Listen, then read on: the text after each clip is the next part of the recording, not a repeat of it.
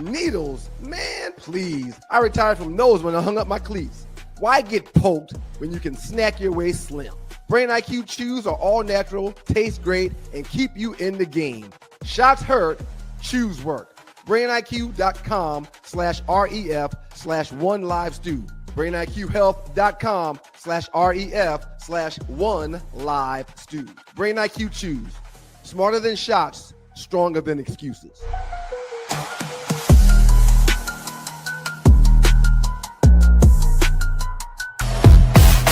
Poodles, you're in the dog.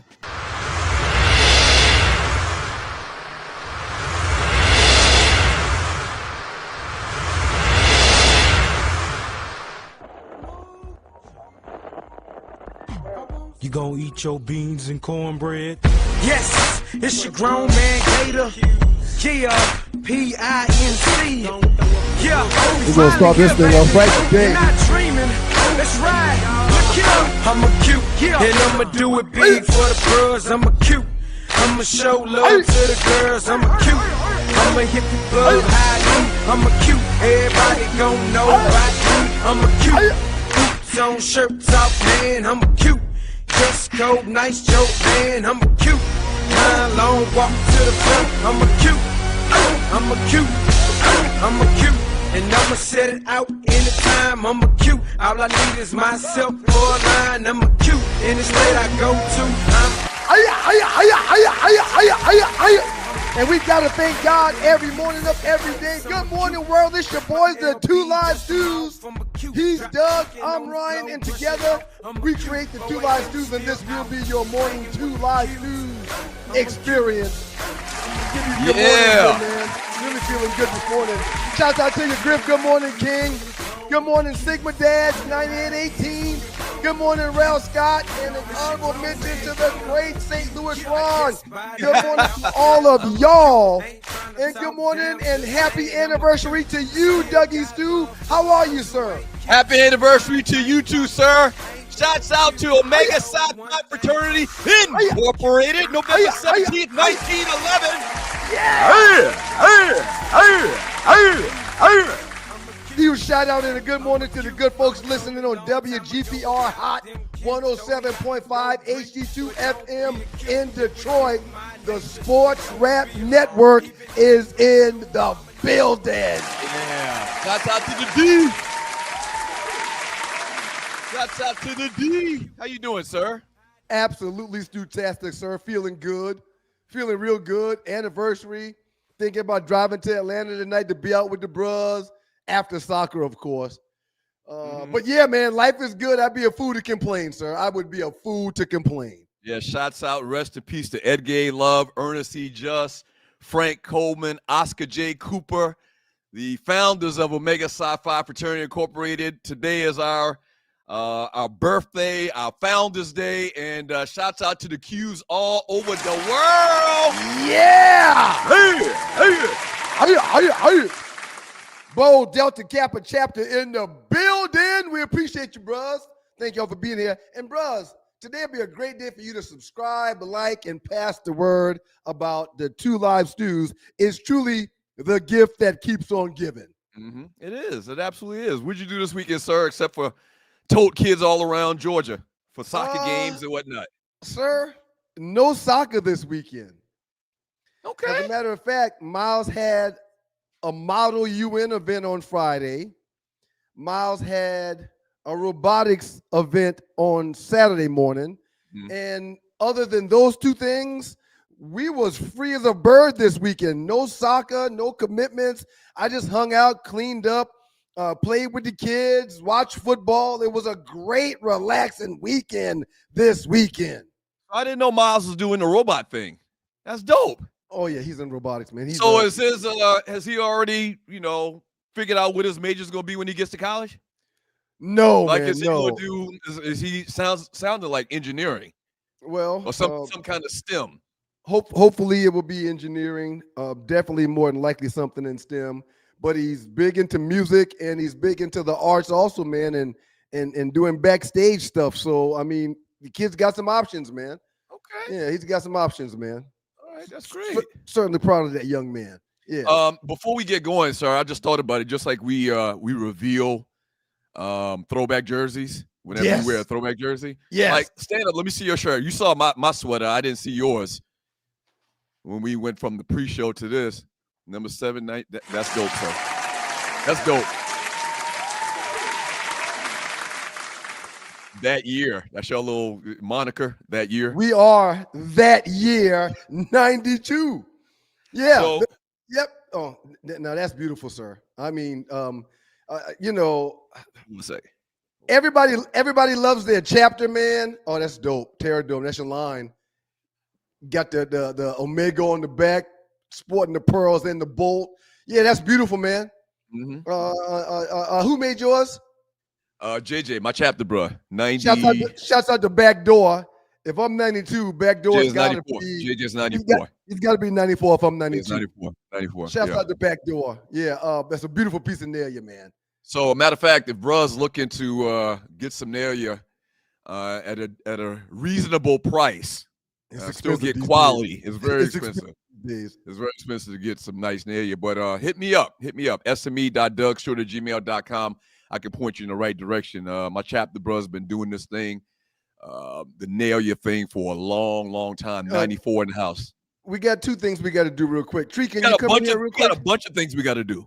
Can you come in here real quick, Tree? Thank you very much. That's out the WGPR 107.5 in the D. Tree is back. Hey, Tree! On her world tour. Good morning. Cambodia. How was Cambodia, Tree? Just give us welcome back, Tree. Give us a final summary of Cambodia. Nice France was connecting with my soul in a magical way. I loved it. I had a great time. I feel very relaxed and revived and ready to go and do some more things for the next 3 to 4 minutes. But any minute now, you're gonna get back there and start freaking out again, doing what you be doing. Any minute now. But please continue, Tree. Please continue. And welcome back. It was a wonderful flight. I had a wonderful seat, so much leg room. I took pictures. I don't like to brag, but I had a great flight back. And praise the Lord for safe travels. You sounded like something else went on, like some Mile High action or something like that. No, voulez-vous coucher? No, none of that. But when I got back, I did get stopped because I tried to bring some meat. What do you mean you tried to bring some meat? And I am an honest human. Did you have it on dry ice? I'm confused of how you thought you were going to travel from France back to the States with meat. Yeah, I'm confused because she uses meat as another reference, not just the meat you eat. Well, it was that kind of meat. I love salami. I eat it a lot. Sometimes that's all I eat for dinner. And I purchased a long orifice of it, and I got out of France with it, and then I did the little electronic thing, flew. Hartsfield was fine. I didn't wait for nothing until I got to the little booth, and the man said, "Okay, great. Are you bringing anything back?" And I was like, "Yeah, I got some cheese." And then he's like, "Okay, no problem." And then I said, "Honest Tree, and I have some meat." And they took my passport, and then it was and they threw my meat away. They threw my meat away. I wouldn't trust anything after that whole Brittany Griner thing. Like, I just feel like I'm going to some other country and they're going to look for any reason to lock me up and not give me my one phone call, and I don't have any representation. I'm not trying to go to jail in some foreign country. I was home, but they made me open every bag, and you could see Asians with pulling fish out. And no, I'm not trying to be racist. I'm telling y'all a story. People bring meat up in here. And so anyway, I'm back. But you got to understand, they don't want to bring some type of virus over here. No question. Yeah, no question. Just like the whole COVID thing allegedly happened. Like, then why could I bring cheese? I didn't think anything of it. I like meat, and so anyway. Well, Tree, we're glad you're back. Well, don't leave yet. I've seen one or two people like Richard Bullock that's in the chat right now saying, "Why the show vertical?" Can I change it? You don't have to. Yeah, you don't have to watch it that way. There are two options to watch the show now on YouTube. So when you go into YouTube, you see live, you'll see the vertical option and you'll see the horizontal, the traditional way. This has pushed our views over into another realm. And so I want to encourage everybody it's okay, but you do still have the other option. Just look underneath. Like the shows are stacked on top of each other. You can't miss them. They're not one over here and one over there. But please, I'm telling y'all, we usually stay around 1,100 views. We have almost 2,000 views of last Thursday's show. Mm-hmm. This is good. And if you have any questions, y'all can ask me in the chat. I'm happy to help because this ain't going nowhere. Okay. Bye, Tree. Hold on, Tree. Oh, damn it. Shut up. Well, I was going to say, just adding on to Ryan, not as nice as Doug. Just adding on to what you just said. Shouts out to the great BMOC, man. Shouts out to the BMOC. You remember BMOC, the big man on campus? He's a pretty big guy. I talk to him once every other month or so. Well, how did you talk to him once every other month? And through a series of text messages that me and him had, he didn't know that the show was back on. Sir, you didn't tell him that. I have receipts, and I can show you that I told BMOC. Well, I'm not saying you lied. Over a year ago. I'm not saying we were back. Okay. Ryan, if you come up here today, I got something for you. Hit me up. All right, you don't need me for anything else. Well, shots out to BMOC. We had a back and forth of text messages, and he made it aware to me that it bothers me when this happens. When we talk to someone that was a true P1 listener or viewer that loved the show, followed us on Cold Pizza, followed us on First Take, Black Men Revealed, and then when you talk to them for a little while, you're like, hey, yeah, so what do you think about the show? You like the podcast? What podcast? Right. Nothing drives me crazier than hearing that. That absolutely hurts, man. It absolutely hurts because we've been back. I mean, when did we start exactly? I think we're going on 2 years. Like, I don't think we're far from 2 years. February 2024. 2nd, 2024. Okay, right. So a couple months it'll be 2 years. And yeah, pass the word. Tell people about the show. Hit share, like. It would really, really mean a lot for you to us. Look at this. Right. From my guy, not your guy, because you got huge disdain for this guy, but from my guy, the great three-peat. I'm going to read it like he would say it. Well, he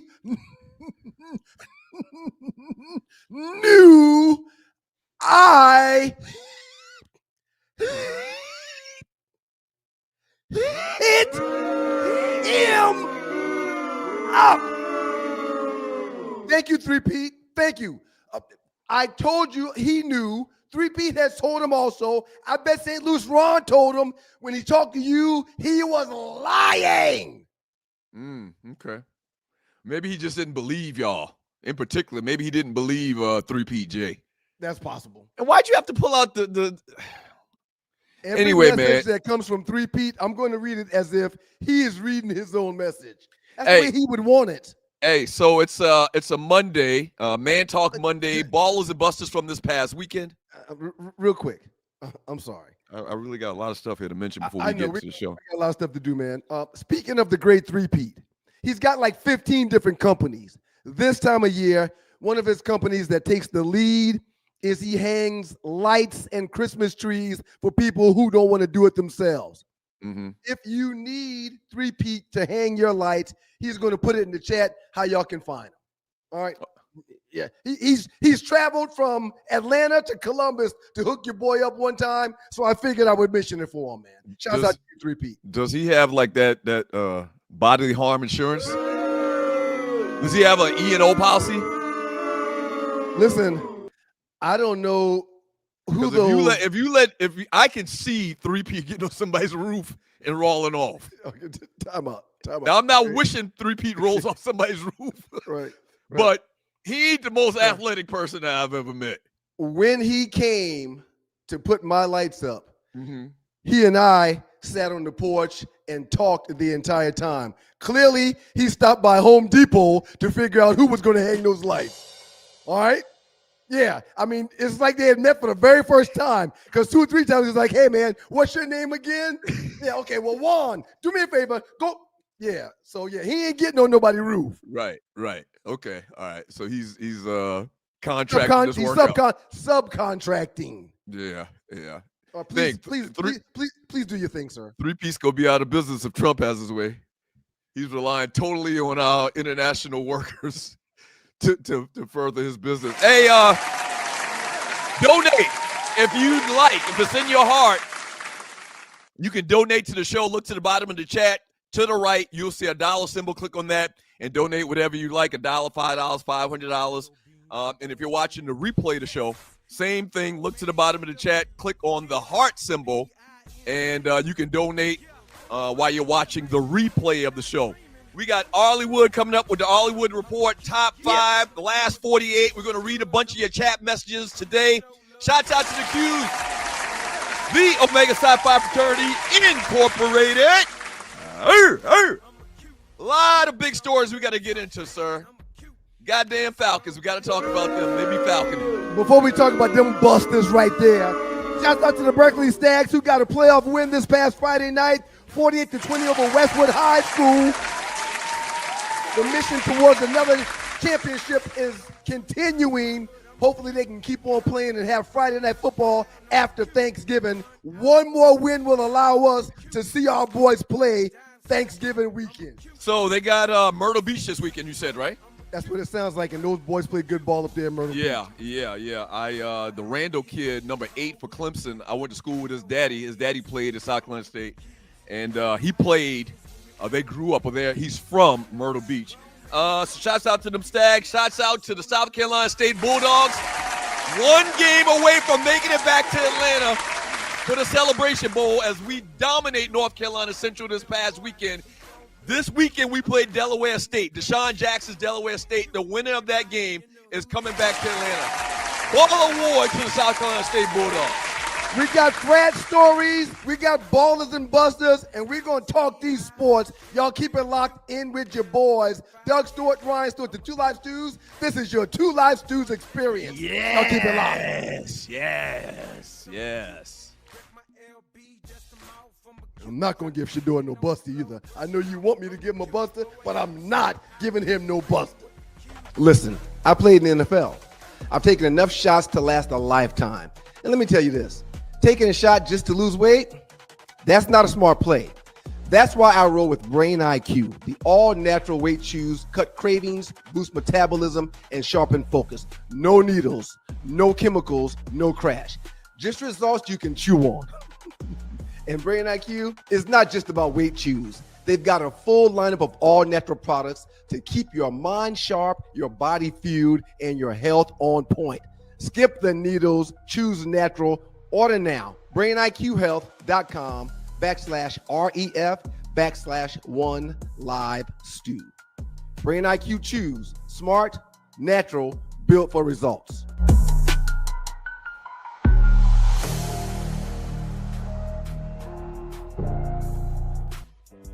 It's your boys, the 2 Live Stews, Doug Stewart, Ryan Stewart, the makeup of those stews, and this is your 2 Live Stews experience. Good morning, world. Thank y'all for being here. Please remember, like, subscribe, and pass the word about the gift that keeps giving. That's the 2 Live Stews experience. Turn up, Tree. Turn that up a little bit. That's one of my favorites right there. That's one of my favorites right there. That's the great UGK. Murder. Good question. Yeah. Hey, welcome back to the show, man. The Atlanta Falcons go down this weekend 30-27 to the Carolina Panthers. They got swept by the Panthers this year, sir. Well, not only did we get swept, let me say this last thing before you go, man. Not only did we get swept, but a guy that was fringe, a starter in the NFL, and Bryce Young threw for 448 yards. Sir, all award to him. He's played exceptionally well every single time he's played the Atlanta Falcons his entire career as a Panther. Yeah. He steps up versus the Falcons and shows out versus the Falcons. Michael Penix goes out of the game with an injury, a knee injury.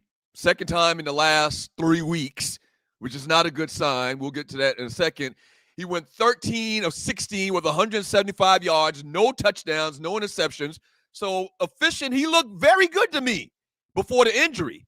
Yep. And once again, sustained the injury. And I'm waiting. I Googled right before we started the show to see what's the latest on the injury. We do know, and I hate to even bring it up because it sounds like I'm, putting darn bad luck on the guy. The guy's had knee issues basically the last decade. Major knee issues the last decade. And 2 weeks, 2 injuries to the knee in the last 3 weeks is not good. Bottom line. What's your thoughts about the Falcons, man? They keep falconing. They keep falconing, and I'm over the coaching staff. Bijan Robinson had a very solid performance, going over 100 yards, had 2 touchdowns. I believe he scored both of those touchdowns in the first half. He did get the 20 carries that I've been crying for him to get, but seeing him getting 20 carries in this loss means that he should have had 30, right, or 35. Mm-hmm. I'm very disappointed in Kirk Cousins because he came in and looked like nothing. He came in and looked like he didn't care. I'm not trying to say that he intentionally didn't play to the best of his ability, but he just looked emotionless as the quarterback and signal caller for an NFL franchise. Yeah, he's done. And I know he doesn't want to be here. I know he wants to go someplace where he can be the starter, but I talk to my kids about their energy with what they're doing all the time. Yeah. And the energy that Kirk Cousins displayed to me did not display the energy of someone you want in there to try to win a game for you. And I'm disgusted by it. But yeah, I am over Raheem Morris. They need to shake him down and keep it moving. And what is this? The Falcons' 5th straight loss? It's the Falcons. I think it might be the 5th. It's got to be. Yeah, it's the 5th consecutive loss by the Falcons. It was a tale of 2 halves. The first half they played fantastic. Then the second half, it's like they forgot how to play. So let's talk about this too, because we talked about the team and how. If you're new to the show, and you just found us like a Google search or something like that, we're based in Atlanta. Go ahead, sir. The Falcons are the only team in the Super Bowl era to lose consecutive games despite having 6 or more sacks and 2 or more takeaways in each one of the losses. When you get a team that's got 6 or 7 sacks and 2 takeaways, those teams win. Oh no, not the Falcons. Yeah, I just talked about Bryce Young playing good, man. But the Falcons, they got after. What more could they do? Right. Bryce Young really, that kind of puts an exclamation point around the fact of how good Bryce Young played. Throw for 440 yards and you get sacked 6 times, and he was pressured all day long. The defense did everything that they could, but that dude just slipped the rush. Made pinpoint passes. Had all of his reads down pat, knew where to go with the football. I'm so happy for that young man that he's playing very, very good to the point where I can see him being the Carolina Panthers quarterback for the next decade, sir.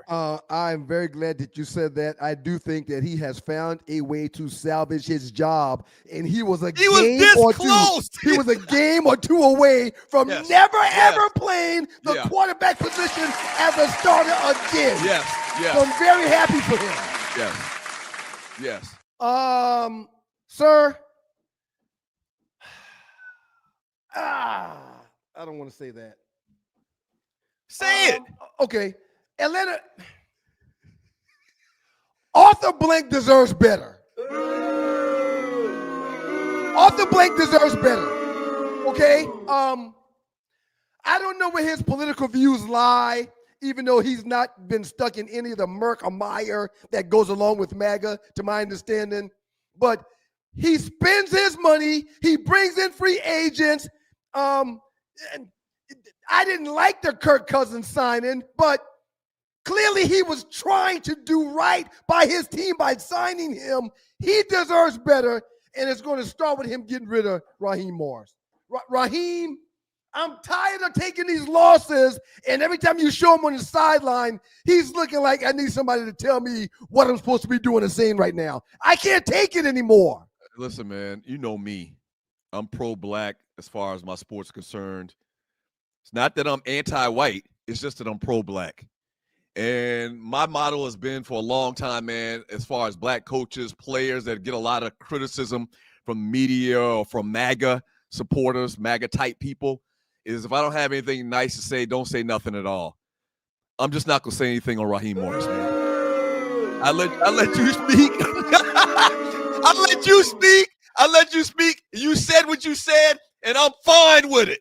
I'm not going to argue with you about anything. I'm not going to argue with anybody that says Raheem got to go, man, because the brother has had several opportunities, like more than the amount of opportunities that one brother's supposed to get in a lifetime to be a coach in the NFL. So at this point, after what I've seen, man, I don't know if he's got what it takes to be a head coach. I know he's a good coordinator. I know he's a great coordinator, but I think you have to have some other assets to be a successful head coach in any sport. And I'm just, right now, it doesn't feel like he has those assets. That's it. That's the most you're going to get from me, man. That's Falcons, the most you're going to get from me. Falcons, give me 1 second. Let me pull this up and make sure I'm doing this the right way. Falcons right now, 3-7, 5 straight losses. L's. And listen, 4 to 5, without even looking at it, they could have won. You had control of that game. Right. 5 of the L's. Right. Okay. So I do want to add this. I think that we're going to be a more efficient and effective team with all hands on deck. So losing Penix didn't help us. Drake London played dinged up. You could tell his back was bothering him the entire game. He still tried to push through it, but he wasn't himself. Yeah, man. Falcons fans deserve better. Off the blank deserves better. And I'm at a loss for lackluster performances that we're seeing out of the Atlanta Falcons this season. It's really bothering me big time. And once again, man, and I want to quickly talk about the Shedeur thing. Once again, another year, man, has come and go. The weather has changed to fall. I see all of these leaves coming off the trees and whatnot, and it's been the same way. I've been here 30 years. And outside of the 2 years that they went to the Super Bowl, 98, and the Patriots Super Bowl, in which they were up 28-3.5, it's the same thing. Every year we say this is the year. Every year, the first tailgate of the year, the first game of the season, the home game, we go out there and everybody's jubilant. And by the time that we get to game 6 or 7, it's a wrap. For 30 years. 30 years, man. Jersey Vern just made a comment, and I'm not going to call him Chief Rocka because that's somebody else's name that Vern just decided to take. I'm not going to let him bully Chief Rock out his name. Vern said, who want to coach the Falcons? Sir, they have a damn squad. Yeah, they got two running backs. They got a tight end. They got a London and a receiver that's good. They got a good quarterback. They got a defense that's getting 5 to 6 to 7 sacks a freaking weekend. There's several coaches that would want this job right now. This roster has been overhauled, Vern. It's been overhauled. But what does he mean, who wants to coach the Falcons? They have money.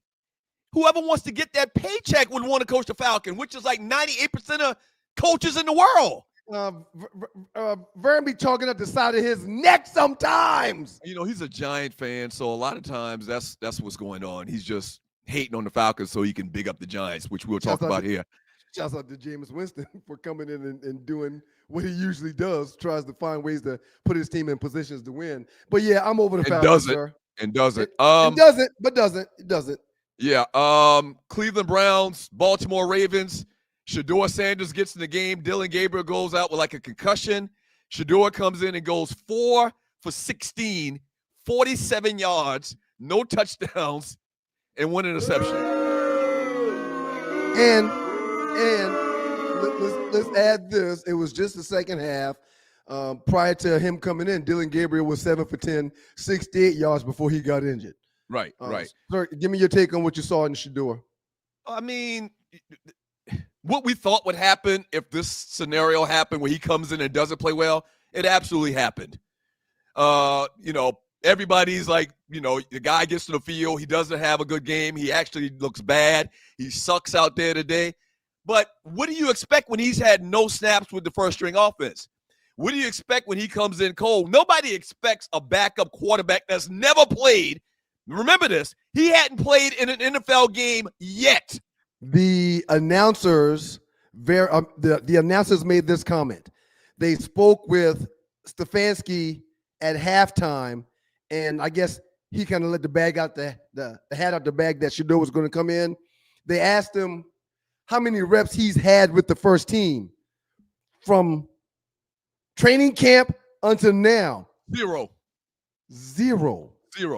He has not taken one rep with the starting O-line, running backs, receivers, and tight end this entire season. I'm not making excuses for him, but he did not have one rep with the starters all year long. Now, if he goes through practice, if Gabriel can't play this week, which is very likely, is very possible, I'd probably say 50-50, and he goes through the week of practice, okay, gets all of the reps this week and comes in next week, starts next week, and looks as bad as he looked, because he looked very bad yesterday. If he comes in next week after a week of practice and looks as bad as he looked yesterday, then maybe you can start talking about that. But it's still only one game. What concerns me is that he did that little pirouette shit like 3 or 4 times yesterday, where he turns his whole body around and tries to evade the rush. That's alarming to me that he's still doing that. It's me making a request, so I'm not going to make the request because Tree doesn't do anything I ask her to do. But I've got receipts where I've said that that's probably why Dylan Gabriel got the start, because Shedeur will pirouette his ass right back to 10 to 12 to 15 yards. And listen, and to this point, I know they've told him don't do that shit. I know they've told him that, right? I know they've told. So it's kind of ingrained. He did this when he was at Jackson State. He did the same thing when he was at Colorado. I'm almost thinking, and listen, probably half the time it works. But when it doesn't work, the other half, he's losing 20 yards. Well, and that's another it's thing. Second and 30. It's not really going to benefit him doing that in this league when you've got defensive ends like Aaron Darnold and Myles Garrett trying to get to you. Right. You can't run in circles or retreat backwards versus these guys that's on defense, outside linebackers and defensive ends, that's more than likely faster than you are. Right. You've got to step up into the pocket to give yourself a chance to get that ball out of your hands and to not take a sack. You've got to step up into the pocket. Oh, and one last thing. On the plays where he didn't retreat and pirouette out of the pocket, he held onto the ball long. Right. And that's another reason why I said that's probably why Dylan Gabriel got to start, because he lets the ball go a little faster than Shedeur does. Well, first of all, nobody was open. A couple of passes that should have been completed were dropped. And he had literally 2 seconds to get rid of the ball. They was on his ass. And these are some of the same things you could say when Dylan Gabriel was starting probably. But add on the fact that this guy hadn't been practicing at all, getting any substantial or real snaps in practice. No. Talk to me after game 2 or game 3 or game 4 or whatever. But having a bad game yesterday in those circumstances, nothing at all. Nothing wrong at all. Before we move on, I do want to say this. I had the Ravens in this game 7.5. Forgot to buy the half-point down. I never go into a game at 7.5. I forgot to buy the freaking half-point down. But in the second half, when Shedeur ran onto that field, I don't think I can express the feeling of joy that went through my heart and my body. Well, the fans went crazy. The fans went crazy. People started holding up signs with 12, his number on it. The announcers sounded excited. He completed his first pass. Sir, I was over the moon that Shedeur was on the field. And then he started playing. Boy, he looked like ass out there yesterday. I mean, some of the passes he tried to throw, I'm not going to even say throw, but tried to throw, man, it was bad. It was ugly. Yeah. It was ugly. The snaps that young man had his first game in the NFL. They were on his ass now. I mean, it was the Ravens defense. It was the Ravens. It was the Ravens. It was the Ravens defense. It was the Ravens. Yep. Yeah. It was the Ravens. Yeah. Yeah. But it was bad. It was real bad. But let's see what happens. I think Shador will be fine after he gets these first team reps this upcoming week. Yeah. Absolutely. When he gets to talk to the coach in the meetings, when the coach is talking to him in the meetings, when he gets to talk to the coordinator in the offensive room, when the offensive coordinator is talking to him, it'll be a whole different story, I hope, next week for Shador. Oh, yeah, absolutely. Absolutely. Not even worried about it. All right, when we get back from the break, man, the story everybody's been talking about this weekend is what happened at Texas A&M versus South Carolina. And it had nothing to do with what happened on the field. We'll talk about that when we get back from the break. My sheet says that we're going to have Reggie Carson. That's not correct, right? Okay, no Carson. All right, no Carson. That's Fridays. I'm just trying to follow the rundown. That's all. Yep. You might want to pull up the one that says November 17th, honey. Okay, all right. Yep, we'll get into that. Don't call me honey. Don't call me honey. Don't call me honey. That would set the groundwork for us, like really being cordial and liking each other. Do not call me honey. We'll talk about that. I'm also I want to mention to you something real quick that I watched on TV this weekend. Welcome back, though, Tree. I can't wait to talk about story 2. I was outraged. While watching the South Carolina game. Outraged. Yep. Me too. Don't go away. 2 Live Stews experience. These people just tired of workouts that leave you feeling drained? Do you want to push your limits without compromising your health? Introducing NPE, the ultimate pre-workout powerhouse. NPE is packed with natural plant-based ingredients that fuel your body and mind. We're talking about sustained energy, enhanced focus, and accelerated recovery. All this while giving your immune system a powerful boost. But NPE doesn't stop there. It also stimulates circulation, enhancing blood flow throughout your body. And it doesn't just improve your workout performance, it also boosts fertility and sexual drive in both men and women. Whether you're a seasoned athlete or just starting your fitness journey, NPE is here to help you reach new heights. Don't settle for sluggish workouts. Unleash your inner athlete with NPE. That's natural performance energy.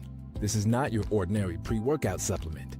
Our clients will tell you NPE also stands for natural power, peak performance, every workout. 3.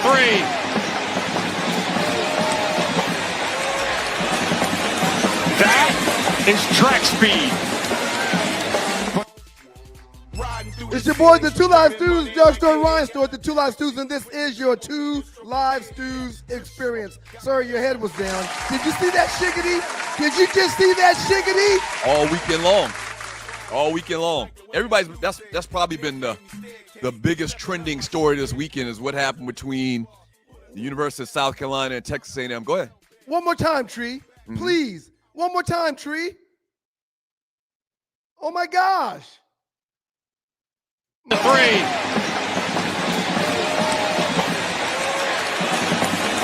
That is track speed. I've watched it about 30 times. For the record. Dude initiated the contact. Go ahead. When they were coming out of the tunnel, okay? The trooper, while walking in, the players started parting ways to allow him to get through. He did one of these. He pulled up at them. Right. He threw out the chicken wings. He made himself big to hit them. Texas police, huh? Yeah, that's the state where they didn't tell the ninjas for 3 years. Was it 3 years? I think it was 5. Anyway, 2 years. But they didn't. The police in Texas, the officials, the people that kept the peace in Texas during that time, didn't tell the black slaves for 2 years that they were free. Let's dig a little deeper. That's the descendant of those guys. Let's dig just a little bit deeper. If you're a state trooper and you're on that field during that game, you're there to protect the players from everything in the environment. Right. People coming on the field, streakers, people throwing stuff. You're there to protect the players. Right. So if you walking towards those players that parted so you can get through, decide to bow up because you're going to let them niggas know who you are, what do you do when you pull somebody over on the highways of Texas? When it's just and y'all. they look like those players. Right, and there's nobody witnessing. There's not 80,000 people watching like there was this past weekend. Oh, you're in an arena with 80,000 people and you still bowled up to show those ninjas who you are. Yeah, so the Texas State Trooper, after an 80-yard touchdown by Nick Harbor, the wide receiver for the University of South Carolina. Did Nick get out of there or what? He initiated contact with the guys from the University of South Carolina. And then look at it. Look at this rage. Look at the rage from this neck. Look at the rage. And you put it perfectly, man. Imagine this attitude, this guy's attitude on a dark night, 9, 10 p.m. at night on a back road somewhere in Texas. Imagine what he'd do in that circumstance if he would do this when 80,000 people are watching. In this broad daylight. Broad daylight. There's a few hundred cameras in there, and everything is being recorded. It's probably 20,000 cameras in there. Remember, no, it's 80,000 cameras in there because everybody's got a cell phone with a camera. I'm talking about the TV camera to televise the games. Yeah. There's about 100 different cameras to get every angle of everything in this arena, and the sun is up. Right. Y'all weren't still in the tunnel. We could see what you were about to do, and you did it.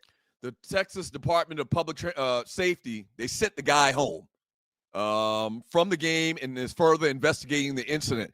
Well, there's no more to further investigate. We saw exactly what happened. What they need to do is pull up all of his arrests from his entire career. Praise the They Lord. need to relook at every arrest that he's made, every instance of police brutality that's been reported against him. And I promise you, based on seeing this guy and knowing this guy for 5 seconds, they're going to find a lot of dirty shit that this guy has done in the past. All right. It really hurts. Is that too much? Am I saying too much? No, you're not. No, you're not. For him to act like a goon in broad daylight. He got a gun. He's got a gun. These guys are in the football uniforms. And he bow up at these guys like he want to do something. Those guys were the reason he was being paid to be there. And you mad at them? Why are you mad at those guys? They're playing football. Let me tell you something, man. I've seen a lot of crazy things happen in sports. That ranks up there pretty high just for the same things we've been talking about. Like, dude, not just 80,000 people that are there witness it.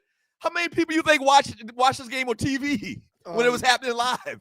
Millions and millions and millions and millions and millions of people. He was very upset. And then he pointed at them as if they had done something wrong. Right. They tried to let you through. Right. Exactly. If you turn to the side like this, instead of making yourself big like this, you get by without even touching those guys. Yeah. So real Buster Award to the Texas, I think they said Texas State Police. They get Buster Awards.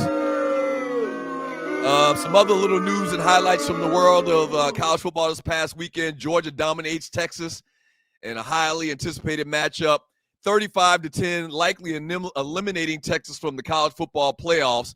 Arch Manning, sir, he was crying at the end of the game. Now, I don't know whether he was crying because he sucks. He had another bad game and all of the hype and pomp and circumstances that they gave him to start the season, not just start the season, but his career has all been thrown out the window, or the fact that, they beat the hell out of him. They beat the hell out of him this weekend, man. The Georgia Bulldogs, and I know you don't like talking, positively about Georgia because you went to Georgia Tech.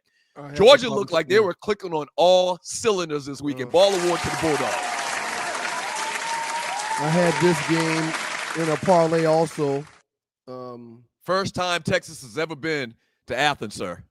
Ever. I had this game in a parlay also, and I'm happy that the Georgia Bulldogs whooped Texas's behind. Yeah, I'm very happy about that. And Arch Manning, the good thing for him is it doesn't matter because his last name is Manning. It's okay.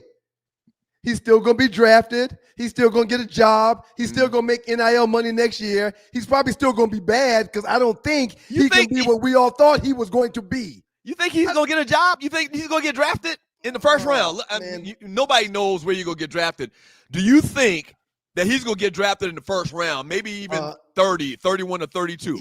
He will not be a top 5 quarterback taken. Right. But he will go in the top 3 rounds because of his last name. Okay, so 3 rounds. I don't even think he should go in 3 rounds based on what he's shown. Not this season. But I agree with you. Top 3 rounds, yeah. He'll get drafted because they'll say he comes from great, tutelage, and his uncle and his uncles are going to be able to pull him to the side and give him personal training and all of that.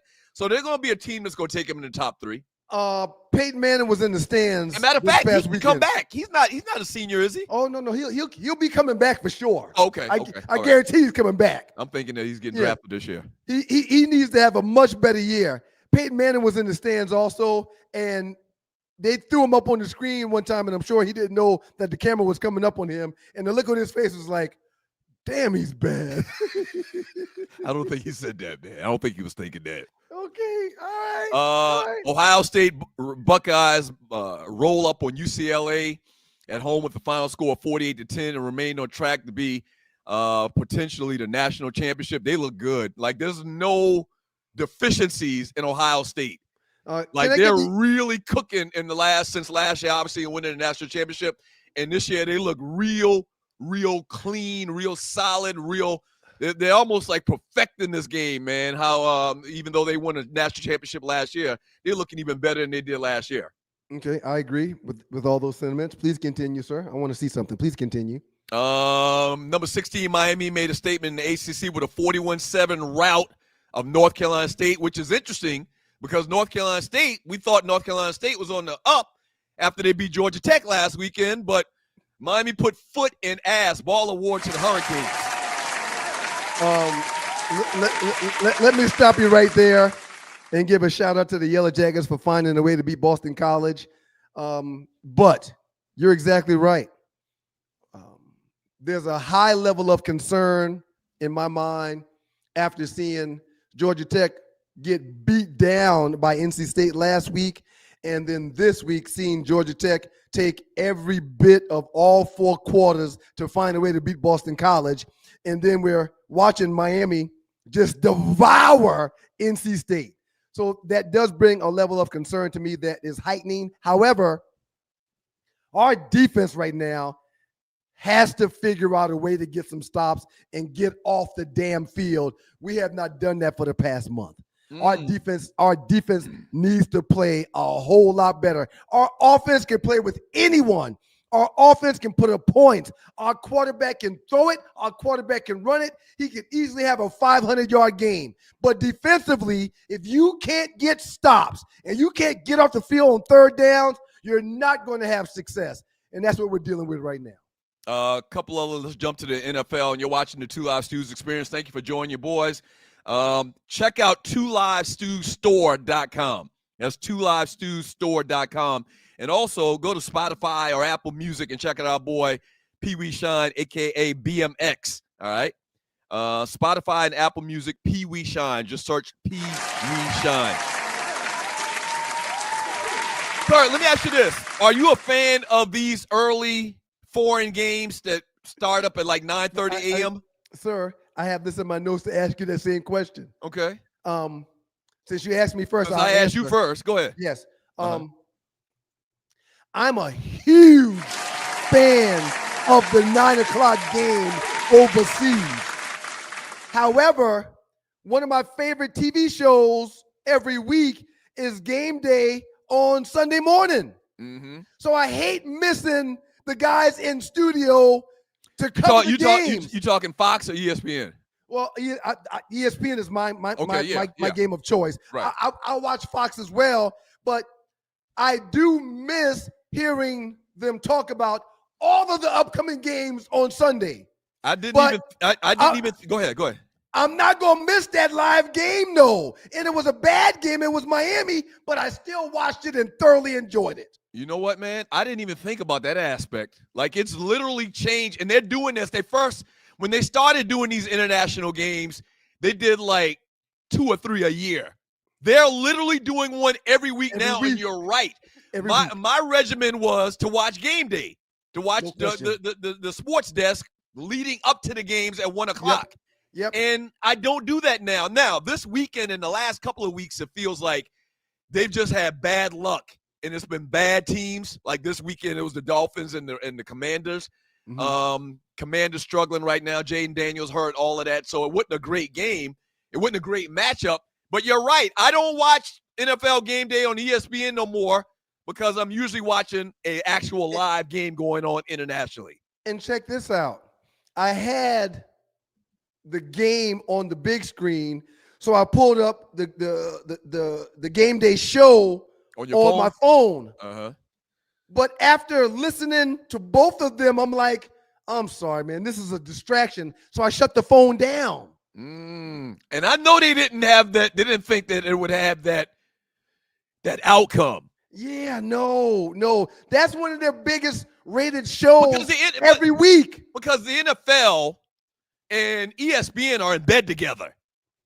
You in a lot of business. They do a lot of business together. No question. So I'm sure ESPN didn't think it would have this effect. Maybe they thought it would affect their viewership a small degree, but there's I know they didn't think that literally football fans are going to tune off the game day program to watch an actual game. Or maybe they did know. I don't know. It doesn't. I guess they should have known. That particular game was in Madrid, if I'm not mistaken. Okay. And that's one of my favorite cities. Tree just came back from France, but sir, I absolutely love Spain. I highly recommend, if you've got the itch to get a stamp on your passport, to get that one. Great food, great city, great clubs. They're not afraid of Americans. They're not scared of the Negro. I mean, you would absolutely love Spain, sir. So that gives you what, 4 games? So you got 9, you got 1, you got 4, and you got 8. So you got 4 games now. When we were growing up, this is what the Greenhorns need to understand. Right. When we were growing up, there were 2 games. There was 1 at 1, and there was 1 at 4. And then the 8:30 game. Was there an 8 o'clock game before ESPN came? There's always been a late night game, sir. It may have been a different network. I'm talking about before ESPN. I'm talking ABC, CBS, NBC. That's it. I could find out. Yeah, I don't think. No, they didn't have a late game. I don't think, and somebody can tell us. But bottom line is, we get over and dated with football, and it's absolutely a good thing. So the Dolphins beat the Commanders 16-13 in a real sloppy game, as we just talked about. Buffalo Bills dominated. I wouldn't say dominated, but outscored the Tampa Bay Buccaneers 44-32 this past weekend. Minnesota goes down to the Bears. Ball award to Caleb Williams. Sir, I want to apologize. I want to apologize. The modern Sunday Night Football setup has existed since 1987, when Sunday Night Football began on ESPN. Right? Yeah. You were correct, sir. Well done. Yeah, because that's an ESPN thing is the late game on Sunday night. We didn't have ESPN for, you just said 87? Yeah, 87. I was 17 years old. I was a junior in high school. So yeah, these young people today, they don't understand how good they got it. This was the league's first consistent primetime Sunday game outside of Monday Night Football. In 2006, NBC took over Sunday Night Football. The league elevated to its premier national game of the week, now branded simply as Sunday Night Football. Since 2006, the late Sunday game has been the NFL's highest rated weekly broadcast, more so than even Monday night. That's huge. That's another thing. I don't think that we had Monday Night Football until ESPN came along either. We had 1 o'clock and we had 4 o'clock games on Sunday. That was it. We didn't have no early 9 a.m. international game. We didn't have no 8 p.m. game on Sunday night. And I don't think that we had Monday night. Monday Night Football is an ESPN invention. Is an ESPN invention. Absolutely. How long has ESPN been doing Monday Night Football? Ask that question. Official start date, Monday Night Football debuted September 21st, 1970. 1970? 70! You were 1 year old when they debuted Monday Night Football. It's been around my entire life. Okay, all right. So that's a good thing. That's a good thing. We talked about Carolina and Atlanta. Chicago Bears 19, Minnesota Vikings 17. Caleb Williams is it's kind of safe to say that he's lightweight turned that franchise around. Since he's been there, they progressed to the point where they are right now. I think they're 7-3 right now. He's finding ways to win ball games. And it's that simple. That's all you want your quarterback to do. Don't turn it over. Don't be taking sacks where you're pirouetting out of the pocket 15 yards. Find a way to get a few catches, even if it's checkdowns. Don't turn it over and just allow your team to stay in the game and find a way to win at the end. And that's what they're doing. The shocker from this weekend is Jacksonville not just beats the Chargers, dominates the Chargers 35-6. And also the Pittsburgh Steelers, man.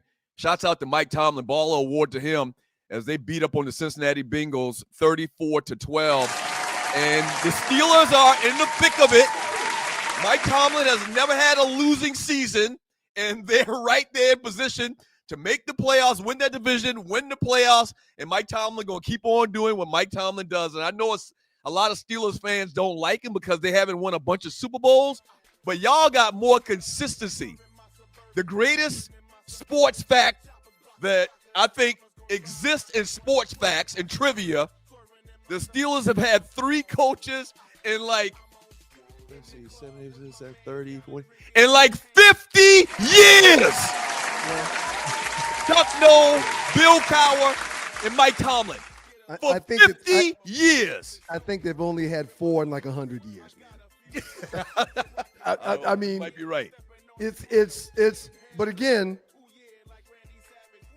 when things change at the top, when you bring a new GM in or a new head coach, the entire organization changes because those 2 positions deserve to have their people in place for them to get wins in the organization. Right.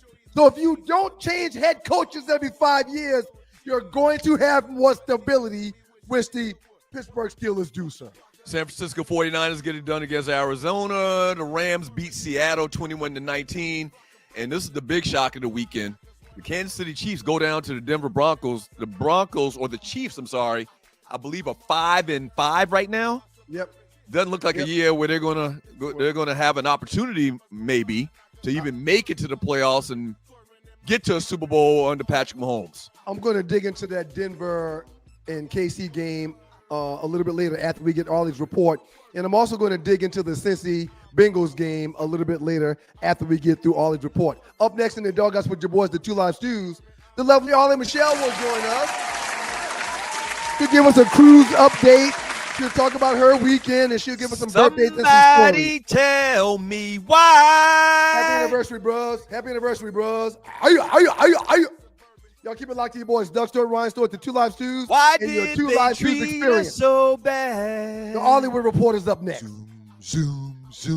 Oh, I want to know. I need to know. I got to know. Why did they treat us so bad? Hello there, it's your favorite cruise director, Arlie Michelle, and you want to be on the inaugural Cruise with the Stews, February 6th through 9th. What's up, Stew Nation? We want to see you out on the big water for the big game, and we cannot wait! Have you signed up to go with us on the cruise yet? If you haven't, there is still time. We want to see everybody's face in the place. We're going to be celebrating from Miami to Nassau, Bahamas, and back. You want to be in the place. Can't wait to see ya. Yay! We're so excited. We're going to cruise together. Cruising with you, cruising with you, cruising with you. Come on, y'all. Ah!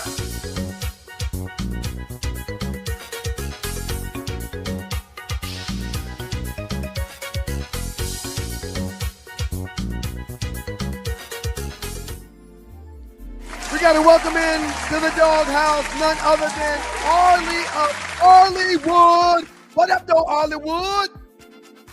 What's up? Y'all, I'm a horse. I'm a tiny horse.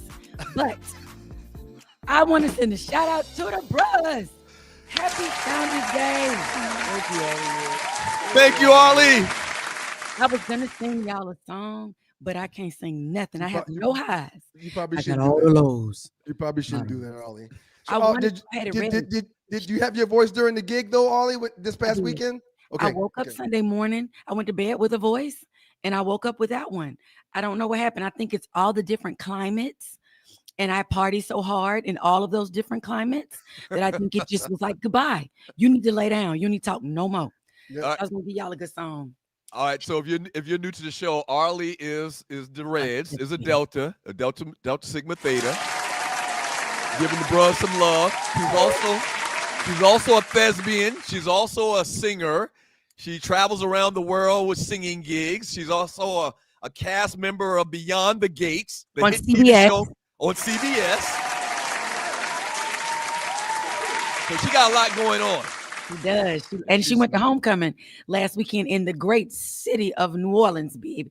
I was in New Orleans, baby, and you know, ain't nothing like a party in New Orleans. You probably hadn't slept in over a week, Arlie. No, we have, and a shout out to all of you all who know something about New Orleans. Mardi Gras is in like 98 days, so you got to get your mind right. Wait a minute, 98 days? Are you trying to get your mind right now? You got to get ready. Wow. It's videos already out there like Mardi Gras in 15 Saturdays. Y'all need to act accordingly. Like, they serious. Like, you've done Mardi Gras before, right? Never. Dog. It coincides. No. That's You got to do Mardi Gras. No, that's which one is Thanksgiving weekend? What event is Bayou that? Classic. That's Bayou Classic. Yep. Bayou Classic is epic. Essence Festival is epic, and Mardi Gras epic as well. There's 3 events that go down that's mind-blowing in New Orleans every single year. It's those 3. I love that place. We stepped in Bayou Classic one year. We tore that thing up. Yes. Shout out to the Delta's Gamma Alpha chapter where I was made. Wonderful. I want to send a special shout out. I cannot start naming bros for y'all's Founders Day because, as I want to say a story, my son, when he went to the smoker, they didn't even tell me because he was like, my mama know too many bros and she gonna run her mouth. So All right. Ryan had to back me out. He had to push me off the ledge. Kept me from jumping off the ledge a couple of times when my son was online. He was like, this ain't none of your business. I was like, I don't care. That's my baby. She was acting like, well, never mind. I was acting like I was the brother. Yeah, I need to know what's happening. I said, Arlie, I'm sorry, but this ain't got nothing to do with you. He gonna be fine. It's okay. He gonna be fine. Arlie, that ain't got nothing to do with you. No, you didn't just say, Arlie, you didn't. Every time we talked, it was about me trying to tell her, no, you can't do that. No, you shouldn't say that. It was crazy. Yeah. Shout out to my spring 22 ADA chapter of Alcorn State University, my favorite human, and my ex-husband, that year 92, Zeta. So all the good bros out there who do those great things for the people. You all are amazing men of Omega, and we love y'all. Thank you. Thank you, Arlie. Arlie, give us an update on the cruise, the 2 Live Studios cruise, our first official Super Bowl cruise. Yes, we are cruising with the 2 Live Stews, February 6th through the 9th, 2026, from Miami to Nassau, Bahamas. For those who are still interested, you have time to hit me up. Now, let me just say this. You can cruise as long as they have rooms. As long as they have staterooms, you can cruise. Our deadline is November 22nd. But let me tell y'all, that's a Saturday. I'll be dancing and singing on stage. You need to get to me before then. Don't wait till the last minute. I'm going to make it happen. But it's going to be really, we're going to do it.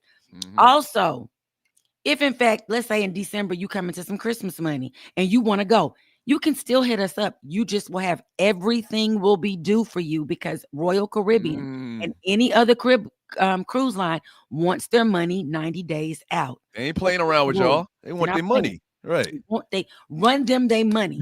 So you can still go. You just need to be prepared that whatever the stateroom's fee is, you're going to have to pay that entire thing. Unlike us, who were able to pay overtime. So I did a little push this weekend in promoting this. and ton of people hit me back and ton of likes and whatnot. So we still got to tell people we're actually doing this because it's the first year, and you know how word gets around. It's slow sometimes, but a lot of people that have already paid the deposits hit me up and responded to my posts on social media, and they are hyped and ready for the first annual. Is it supposed to be? I don't know if you're supposed to say inaugural. The inaugural Two Live Stews Cruise with the Stews Super Bowl cruise. Shout out to the beautiful Black Diamond. She said she was at the cookout on yesterday. It was packed and lit per usual. I wanted to get to that cookout so bad, but just could not be in two places at one time. Shouts out to you, Black Diamond. I heard the cookout was amazing. So the Omega's international headquarters, IHQ, is in Atlanta. And so probably the biggest festivities for the Founders Day, for Founders Day weekend is probably in ATL. I love the bros. I'm sorry. I will not date a dude if he not. I mean, I'm really sad. That's sad. That's why I ain't got no man. That's not sad. You want a good dude. Shame the devil. You want a good dude. If you marry an alpha, you ain't gonna have to go to work. That's what that's the rumor. The alphas don't make you go to work. The Kappas think they cuter than you, so y'all be fighting in the mirror. The Omegas, you gonna be at your job. You're gonna be at your good job if you marry an Omega. But you're gonna be safe. I don't know nothing about no Sigma. He's not gonna leave you short in the bedroom. Yeah, it's okay. The bros are good. Oh, wait a minute. Oh, wait a minute. Wait a minute.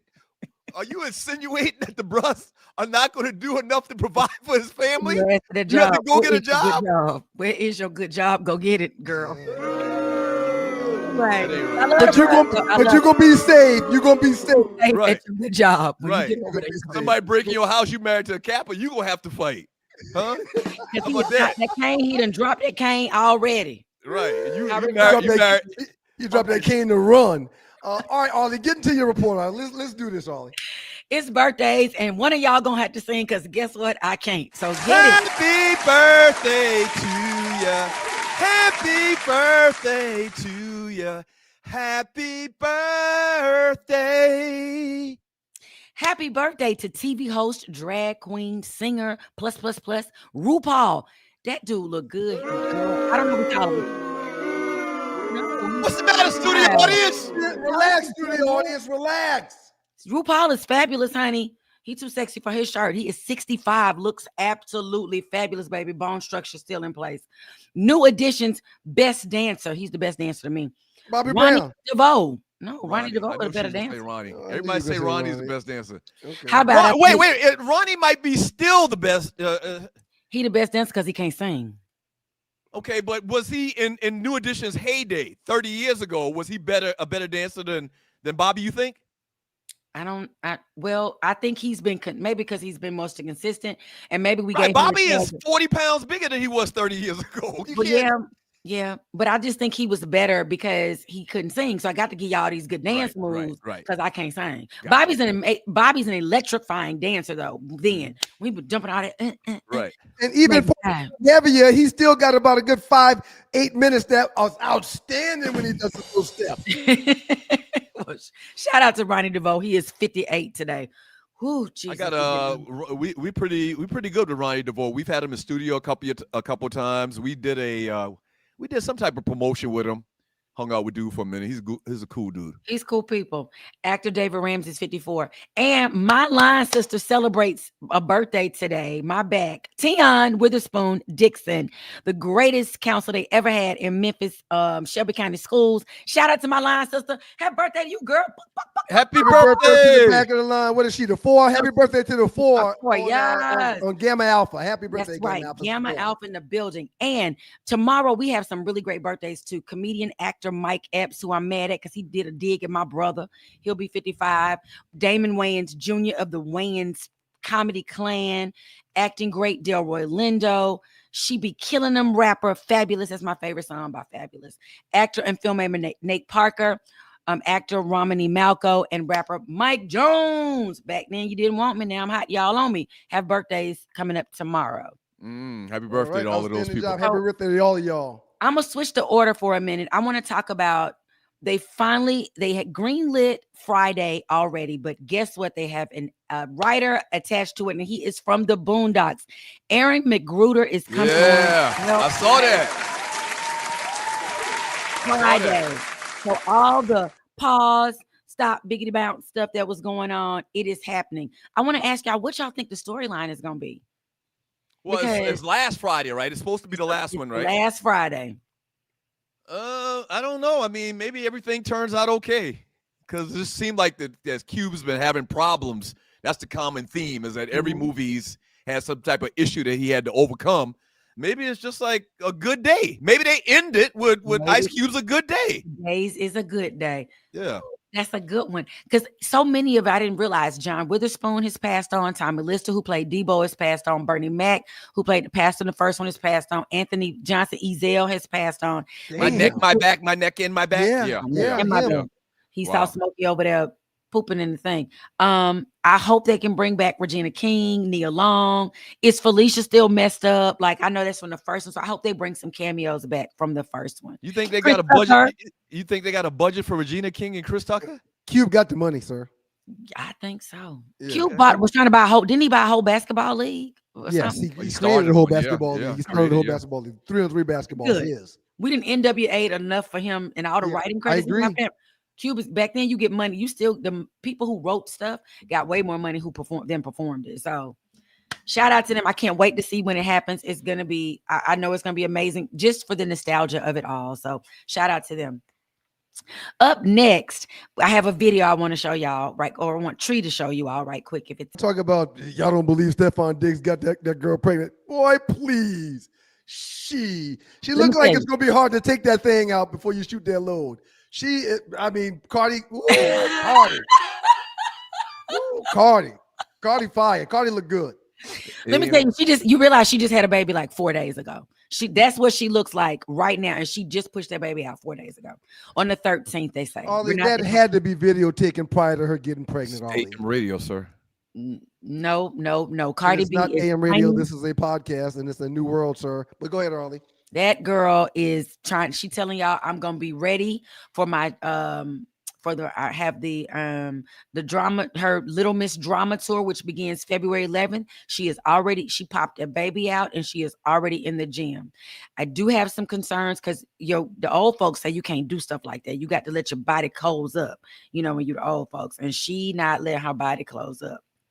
So she out there, and on not a funny joke, but her not even yet ex-husband Offset posted on X, which I don't know why we're still on X. Can somebody tell me? I have not been on X in quite some time.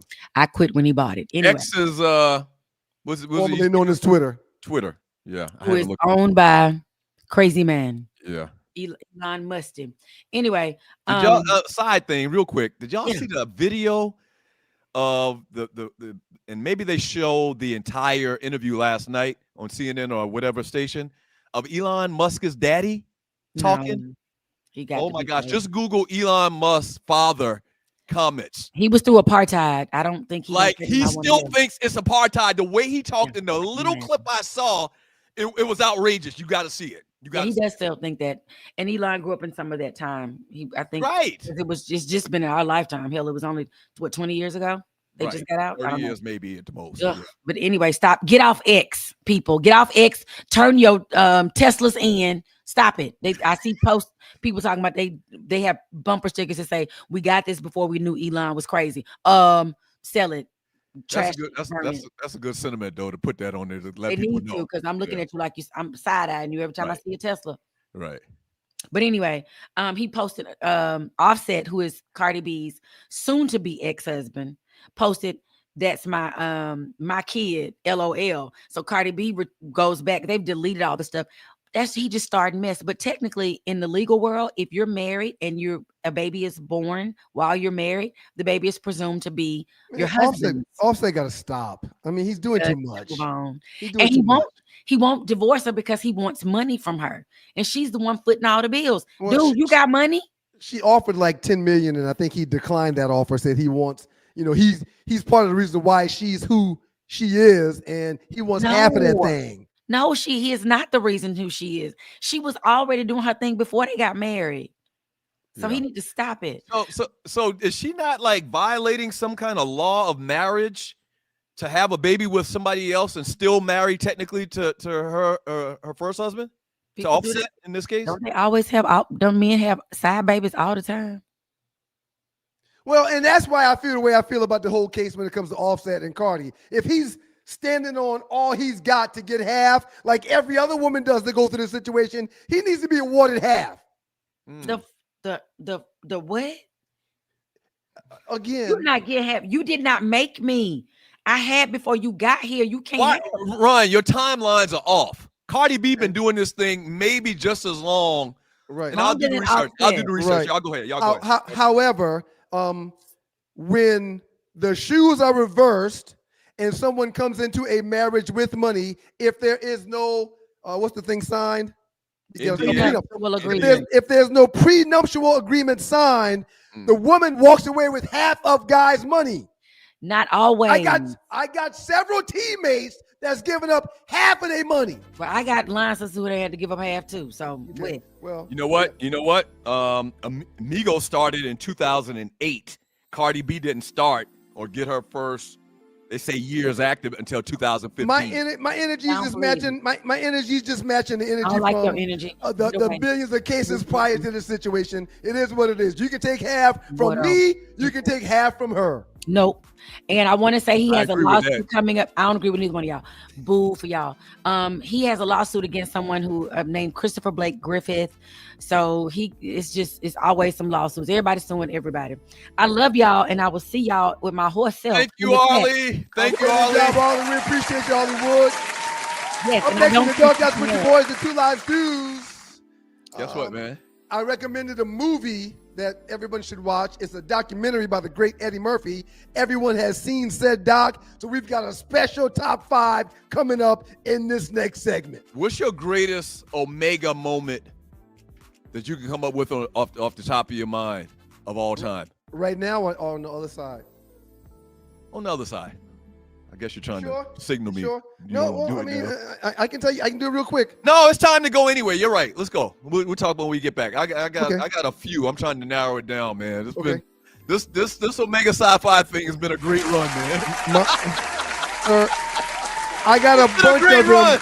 I got a bunch of them, but one stands out, and I can't wait to share with you. Okay. All right. Don't go away. Students. Up next in the Doghouse, man, we'll get to this top 5, and we'll talk about our Omega moments that are memorable. Y'all keep it locked. Two Live Stews Experience. Shouts out to your WGPR Hot 107.5 HD2.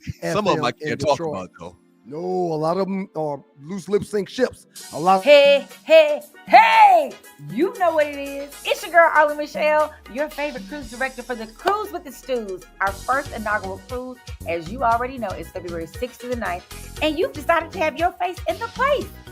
But guess what? Your face gonna be in a place with no room if you don't. Call me now.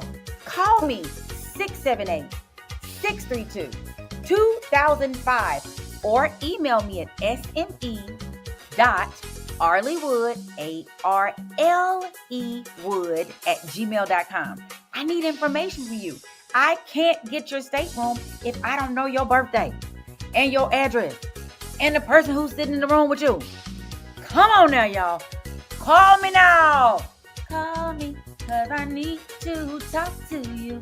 Call me or email me. Either one works. I just need to talk. Come on. Can we talk for a minute? See y'all on the big water. But you might not be able to go if you don't call me. Okay?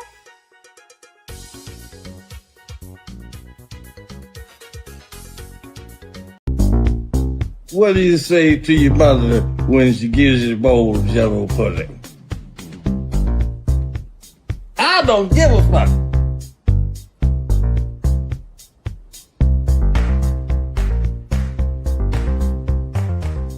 No, because you see, I didn't put a pill in people's chocolate. Nigga, you know you put that pill in the chocolate, nigga. What do you say to your mother when she gives you a bowl of yellow? Good morning, world. It's your boys, the Two Live Stews. Doug Stewart, Ryan Stewart, the Two Live Stews, and this is your Two Live Stews Experience.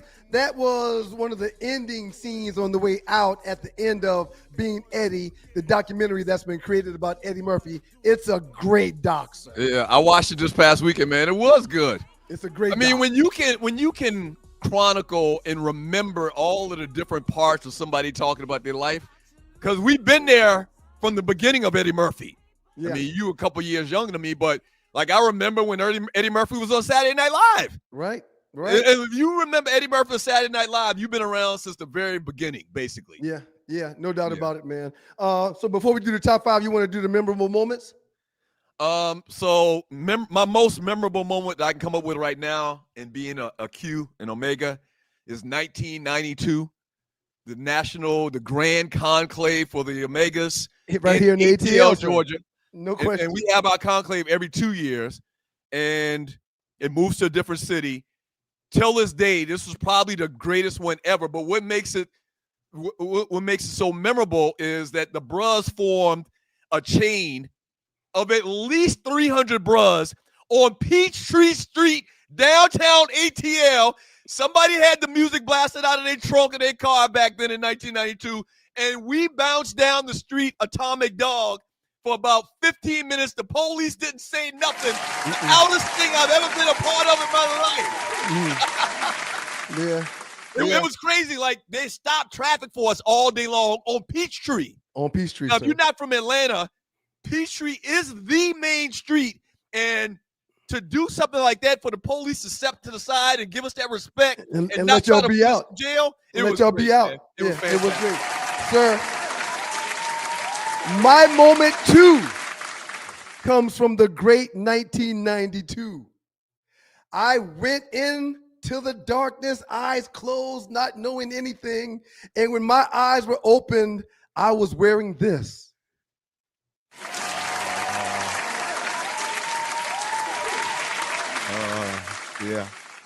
Yeah. That's telling the rest of the story. Yeah. It was one of the longest nights of my life, and my brother did not act very brotherly while he was there, but he did outfit me with this shirt, one of the livest fresh shirts I still have to date that still fits, in 1992 after I crossed those burning sands into Omega Land. I wore this shirt for a week and a half straight. Didn't clean it, didn't wash it, didn't care. This shirt is still my favorite frat shirt. I can't thank you enough. Look, turn around to the back again. What's it say on the back? I can't thank you enough, sir. You're welcome, man. That was your line name, right? It says like a rock. Like a rock. I'm as hard as I could be. Like a rock. That's another great moment, man. When me and a couple of my LBs came to Atlanta to see you online, and they gave you some type of cue. They gave you some type of cue, and you stepped out of line and you started singing that Like a Rock song. I was like, "Oh shit, yeah." You didn't treat me like, I mean, you know. Give me a right. Talk about the do's and the don'ts. As a matter of fact, 30 seconds after realizing that you was in the room, I said, man, if I ever cross and I go see any of my relatives cross, I'm not going to act like that guy. I'm going to be a totally different person. Listen, it's my turn. Let me tell you, man, those things that you went through when you pledged makes you appreciate the frat even more. Well, I agree 100%. You wouldn't have had it any other way, sir. And I know, I witnessed that you came in, quote unquote, the right way. Right. Yeah. Well, there was 2 bros I wanted to beat up after I crossed. One was the great Sheldon Turner from Delta Kappa, Spring 91. And the other was a bro named Hazardous from Do It Die, Side. He was the 18 off of the Terror Dome line. You don't mean that, sir. Let's get into this top 5. So the top 5 is very simple. We've all seen, I think Arlie saw it. I think Tree saw it as well. Tree definitely saw it. She talked about it earlier. Arlie, did you see the Eddie Murphy documentary? Thumbs up, thumbs down. No, she didn't see it yet. She hadn't seen it yet. Simple question, man. Off of my win, your top 5 Eddie Murphy movies of all time. All right. Because I won the last one, I want you to go first. I no problem at all, sir. I want you to go first. No problem at all, sir. Top 5 Eddie Murphy movies. I'll show my graphic when I'm done. At number 5, in 1992, Eddie plays Marcus Graham, a successful advertising exec and certified ladies' man who finally meets a woman who flips the script on him. Smooth, stylish, grown man comedy with an all-star black cast. Halle Berry, Robin Givens, Martin Lawrence, to name a few. The movie was black excellence. That movie was Boomerang. Boomerang at number 5. Number 4, 1999, a hilarious yet emotional story of two men, Ray, who was Eddie, and Claude, who was Martin Lawrence, wrongfully sentenced to life in prison. Those stuck behind bars, their friendship grows over decades. Amazing chemistry, quotable lines, and sneaky good dramatic depth. Number 4 is Life. Number 3, sir. Wait, say that again? Number 3, sir. You didn't hold on. No, seriously. You didn't give a direction, a depiction of. No, go ahead. I'm sorry. Sir, I'm going to ask you politely to stay out of my shit while I'm trying to do it. Go ahead. Number 3, 1983. This isn't a movie. It's Eddie's iconic stand-up special, but it's legendary enough to sit on the list. Red leather suit, pure energy, classic bits like Goonie Goo Goo, Mr. T, and the Ice Cream Man. The special that launched him into superstardom. Number 3 is Delirious. Number 2, wait a minute, but 1988. Hold on. I'm sorry. Delirious Number is the 2, movie. in 1988, Prince Akeem leaves his wealthy African kingdom to find a woman who loves him for who he is.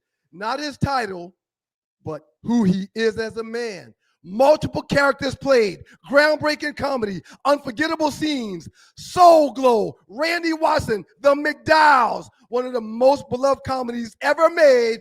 Coming to America is number 2. And number 1, in 1989, Eddie wrote, directed, and starred alongside Richard Pryor and Red Fox, a 1930s crime comedy set around a nightclub run by black owners trying to survive gangsters and corrupt cops. Sharp dialogue, classic moments, and 3 generations of black comedy excellence and legends together. Number 1 is the great Harlem Nights. My top 5 Eddie Murphy movies. Number 5, Boomerang. Number 4, Life. Number 3, Delirious. Number 2, Coming to America. And number 1, Harlem Nights. Okay.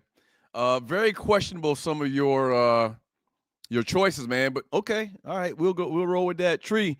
Let's go ahead and roll up my list. Top 5 Eddie Murphy movies, not comedy specials.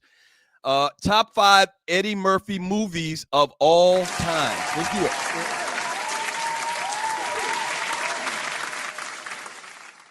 Coming in at number 5, Trading Places. A wealthy and callous commodity broker makes a bet and ruins the life of a successful street hustler, only to have him exact revenge. Famous line, you're a part of the system, but you're not part of the solution. Coming in at number 4, a no-nonsense cop, 48 hours. A no-nonsense cop, smooth-talking con artists have 48 hours to work together to catch a dangerous escaped convict. Famous line, this is the biggest goddamn case of my career. Coming in at number 3, Boomerang. You talked about Boomerang earlier. Part of your list. A successful advertising executive life and career are turned upside down when he starts a relationship with his new boss, Famous. There's a fine line between pleasure and pain. That's Boomerang. Coming in at number 2, Harlem Nights, a story about the criminal underworld of the 1930s Harlem, focusing on the conflict between gangsters and the police. And coming in at number 1, you had this in your list too, but I think you had it below mine. Yes, you had it at number 2. I had it at number 1, Coming to America. Number 5, Trading Places. Number 4, 48 Hours. Number 3, Boomerang. Number 2, Harlem Nights. And coming in at number 1 is Coming to America. We will post these in the Two Live Stews Facebook chat group, and you'll have your opportunity to vote, and we'll give you the results on Monday. Yeah, very good list, sir. I didn't sleep at all last night trying to figure out the best list to put together. There's several movies I wanted to put on, and you can't put all of them on. Absolutely incredible guy in Eddie Murphy. One reason why I love that doc so You much. see Chief Rock from Jersey Vern says was 3-Pete in Harlem Nights. You let Ryan Stewart tell it. Yeah, 3-Pete was in Harlem Nights. We're going to need y'all to go to the page and vote for the best list. And we do appreciate you voting for your boy. Boomerang, Live, Delirious, Coming to America, Harlem Nights. Yeah, well, what I was great. going to say, and I didn't want to interrupt you. That was wrong. Well, no, you did interrupt me like 3 times, but hey, man, this is what you and Tree do. It's no big deal. No worries. Well, I want to read what the Can y'all category talk was. about the documentary a little bit, please? Okay, the doc was great. The doc was absolutely great. But you're about to say something else. The category or the question was top 5 Eddie Murphy movies of all time. Right. I don't think a comedy special is a movie. Now, people can decide what they want. You get to think whatever the hell you want. All your other choices, there was acting going on. Eddie Murphy wasn't acting. He was performing and telling jokes. It's a film. It was a movie, sold as a movie, played as a movie, and in every movie, when we used to get those DVDs when we were growing up, it was in every last. What's going on here? I don't know what's going on with this. Delirious and Raw was in movies on the big screen, sir. Period. Oh, I know what it was. Arlie has to turn her radio down. She has to turn her sound down. So, Arlie, you're an actual thespian. Would you classify yes, Delirious as a movie?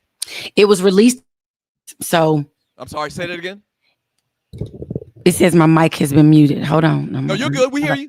It said it has been Delirious was released as a film in movies, kind of like, Prince when they released his thing. Oh, it was in theaters. It was in theaters. Yes, it was in theaters. That's where I saw him. I never saw it on. It was Delirious and Raw. Delirious and Raw. Yeah. And the only reason why I chose Delirious over Raw was because the ice cream joke was. I mean, it was one of. Y'all vote for the best top 5. We appreciate your love. Yeah, just vote. I feel like my list is super, super strong. I did a lot of research and I feel like that Eddie if you Murphy's give me your Delirious vote, is highly acclaimed and iconic stand-up comedy concert film. Originally filmed live in 1983, it premiered as an HBO TV special and was later released in theaters. It's a movie. You goddamn hater! I thought that it was understood. We were talking about acting. You get to think whatever you want, sir. You get this. It's Dougie's world. I'm hoping. Whatever I think. I'm hoping the people agree with me that you kind of missed the mark a little bit when you put up a comedy special. When we said movies, we're thinking acting. Most people are thinking acting as opposed to a stand-up comedy routine. These were Eddie Murphy's introductions into the business. We'll see. We'll see. I hear doorbell. I hear doorbell. Oh, damn it. Hi, I'm sorry, Douglas. I love you. Happy Founders Day again. You look so handsome. Thank you, Tree. Both of you. Douglas, this is a movie. And in fact, it was one of the what do you call it when you set the tone for other things to come, like that being released in theaters? Precursor? I don't think, yes, thank you. I don't think that Richard Pryor or any of those were on records, like albums, but this set the tone for the future, the kings of comedy and all of those things. So it is, and maybe it's because you did the research. But maybe it's because you did the research and you knew this, but I don't remember. Tree, do you remember Delirious and Raw being in theaters? Absolutely, because he had the tight clothes on. I was just about to say, but Tree, meat. Red I've leather outfit. Observing meat for years. The red leather outfit. I still have a black leather outfit that I've worn 2 times in my life in my closet, and I have it because of Eddie Murphy's Raw and Delirious. Do you have pictures of that? Sorry. We gotta let this go. I got a leather outfit. You're still gonna win. Jacket and pants. Well, I think one problem that you had is you didn't have 48 hours in your list, did you? You didn't have 48 hours? That was like his first big movie. That's fine. That was like his first big movie. So I think I got you with 48 Hours. I tended to put more movies that had a lot of us in them versus those other folks. Yeah, but Trading Places 48 Hours 48 was probably his first blockbuster, and it was crossover. It was that brought him into big time stardom. Right. So we'll see. I think I'm okay. I think I'm all right. Richard Pryor St. Louis Live on Ron. Sunset Strip was a movie also, Tree. Shouts out to you, St. Louis Ron. Yeah, I'm excited about my list. And as much as I loved Trading Places, as much as I loved 48 Hours. Billy Ray Valentine, Capricorn. Come on, man. I almost put an honorable mention for Norbit on my show, on my list, because I love Norbit, man, but there's so many people that either love it or hate it that I didn't want to take that chance. But Norbit is a hood classic for sure. Well, we're off record now of the movies. Norbit is absolutely my favorite Eddie Murphy movie of all time. But I knew that these ninjas wouldn't agree. Right. They've been hating on Norbit, just like Eddie Murphy said in the documentary. They just was hating on a nigga. Which is why I didn't put 48 Hours of Trading Places in there, because I wanted the brothers to love the movies that I chose. The brothers did love 48 Hours in Trading Places. Hey. Oh, that's what you were trying to do. You were trying to get the black vote. A lot of them folk in the other 48 Hours and Trading Places were our brother approved. All right. Absolutely. Absolutely. Yeah. Boomerang, Life, Delirious, Coming to America, Harlem Nights #1. Trading Places, 48 Hours, Boomerang, Harlem Nights, and Coming to America as #1. Up next in the Doghouse with your boys, the Two Live Stews, man. We'll get into our last 48. The last 48 memes on social media that have taken over the airwaves. And we will be talking about them right here on Two Live Stews and the Two Live Stews Experience. Yeah, the biggest memes in the last 48 hours. Absolutely. Don't go away. Two Live Stews Experience. Y'all vote for your boy, man. Let's get this thing over with. Nah, y'all just vote for the best list. That's all I ask. Yeah.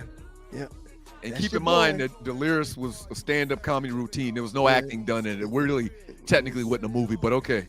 Stop it. Stop the lie. If you are somebody who is impacted by the government shutdown that is threatening your SNAP benefits, here is one way that you can get access to free groceries that most people don't even know exist. Hi, my name is Beverly. I am a COO and your Chief Empowerment Officer. And the program is the Emergency Food Assistance Program through the USDA. All 50 states, including DC and Puerto Rico, have TFAP distribution programs happening right now. But most people have never even heard of it. The biggest thing is that this is not charity. This is the USDA redistributing American-grown food that has already been purchased from farmers. Once accepted into this program, you get monthly boxes that include meat, dairy, eggs, fresh produce, canned goods, rice, pasta, juice, peanut butter. It's basically a big box of essentials. And it's completely free if you qualify after application. Here's the thing about qualifying. The income limits are way higher than SNAP. You can make up to 300% of the poverty line. Once you're in, they'll send you these packages monthly, or they will direct you to distribution centers where you can pick them up monthly. And it doesn't compete with SNAP. So even when the government comes back online, whenever that will be, you can still keep the program as long as you meet the income requirements. Go to USDA.gov, or you can just use a search engine to find the Emergency Food Assistance Program. It'll let you click on your state, and it'll tell you the distribution centers that are in your area. It walks you through how to apply so that you can get access to these resources now. And if you know any seniors who are struggling with food costs, definitely share this with them, because a lot of seniors qualify even if they are on Social Security and they don't even know. These programs are hidden in plain sight and funded by your tax dollars. Hopefully this will be a resource that is beneficial to you and will help you get access to the groceries you need. It's your boys, the Two Live Stews. Doug Stewart, Ryan Stewart, the makeup of those stews with that great public service announcement. We probably should play that more often, sir. Yeah, absolutely. Help people figure out how they can get some grub in these tough times. It's wild in these streets right now, sir. So not to get into the full details, because it's a lot of back and forth. We talked about it in the pre-show. But the big news this past weekend coming out of the Trump administration is allegedly he's been blowing off Bill Clinton, man. Excuse me? You heard what? Me. Yeah, there's these emails that were released. these emails that were released, there's a reference made to him giving former President of the United States, Bill Clinton, some, how do young people say it? Fellatio? Yes, that's the proper word. That's the proper professional word.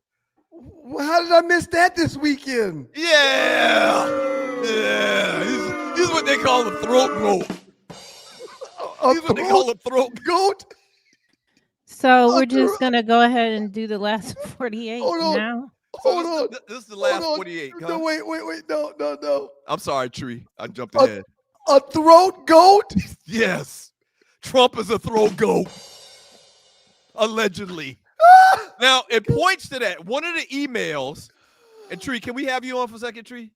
Oh, gosh.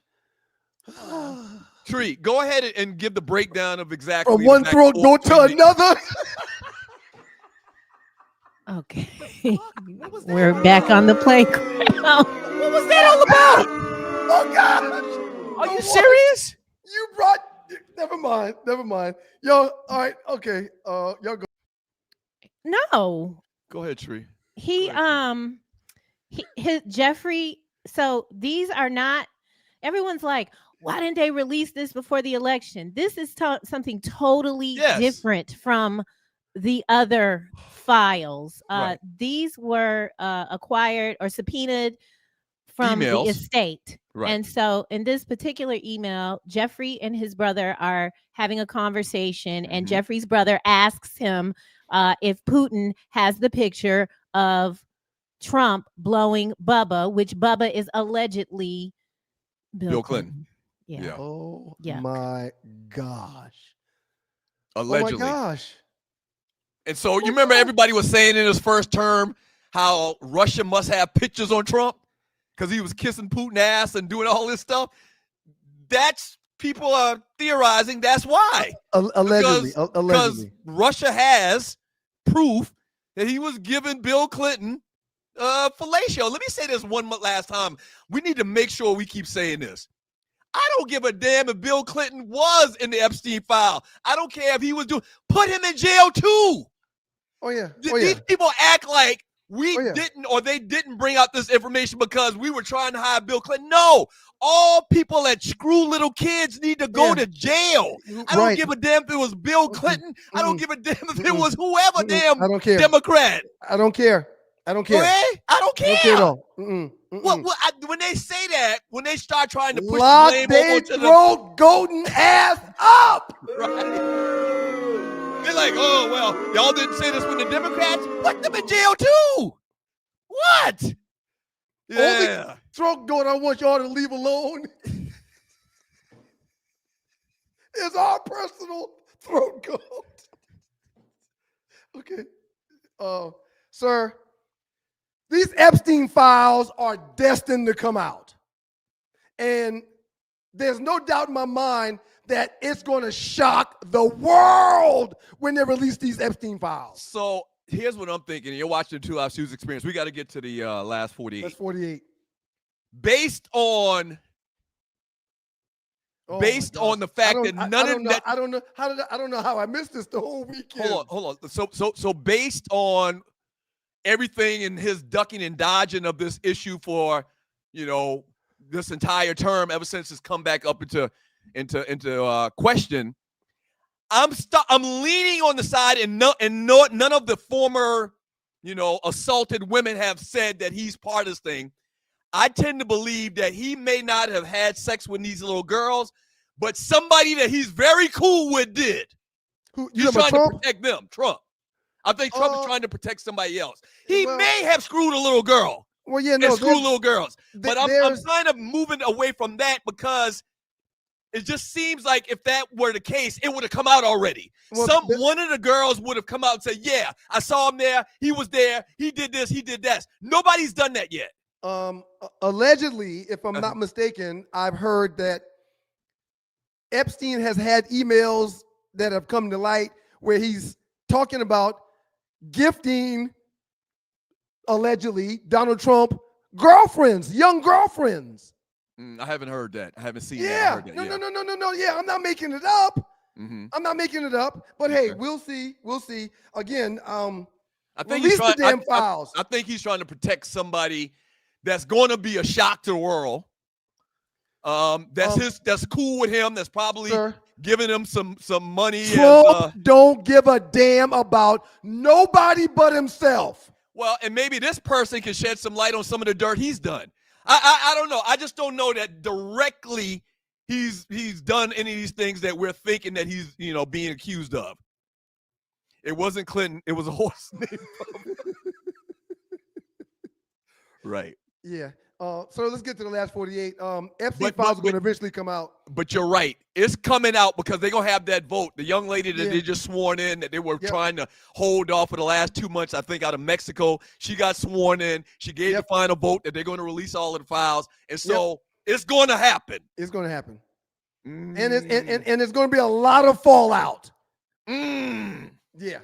Let's go. Tree, let's roll them out, Tree. I'm sorry about that. We kind of – well, no, we planned to do that a little bit, didn't we? Yeah, we did. I think that was part of it. Let's go, Tree. I don't think you're – never mind. Last 48. I just want to move past the throat goating situation. Are you going to say what it is, honey? The last 48.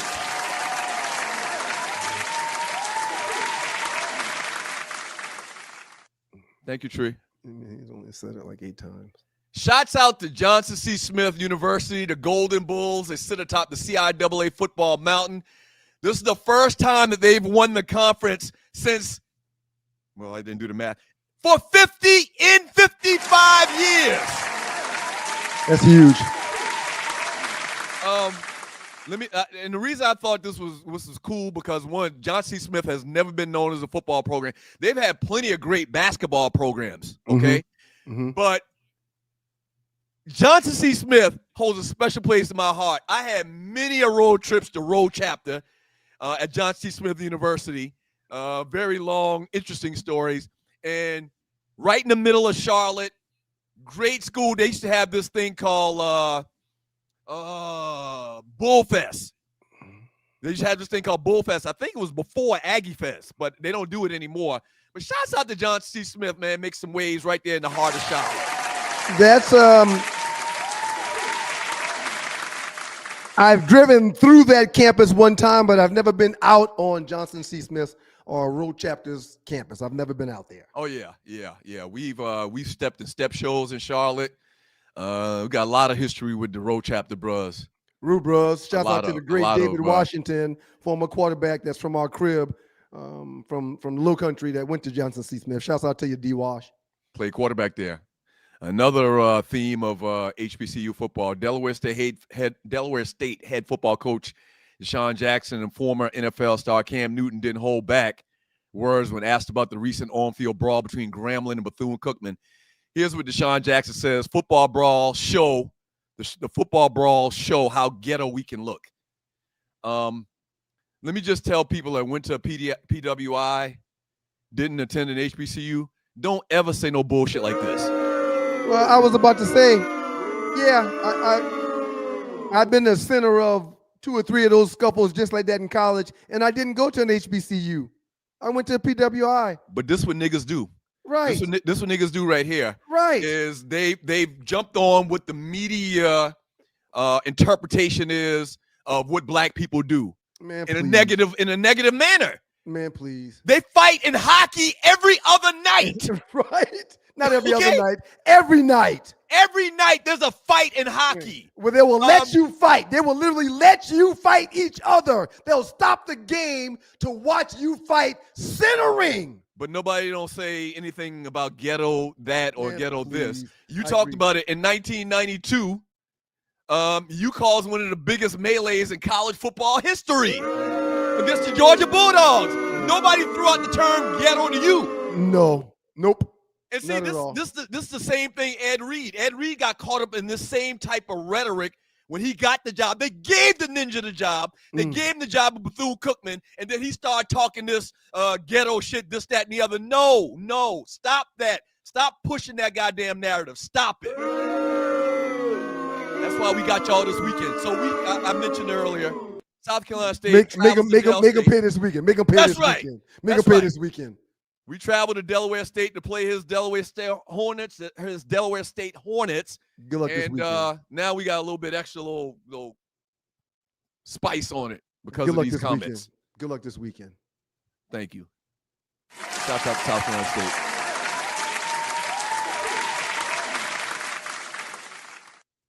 Fights happen sometimes in football. There's a lot of emotions being pent up. You have no idea. From Ross Grant, more influential on the style of play now. 4 rings like LeBron, stayed with the same team, came from not even really a mid-major. I agree. He's talking about Steph. The question is from 230. Might be an unpopular opinion, but Steph Curry has a better legacy than LeBron James. Thought this was interesting because I've been saying this for years. What are your thoughts? I couldn't disagree more. Steph Curry, basketball is a big man's game.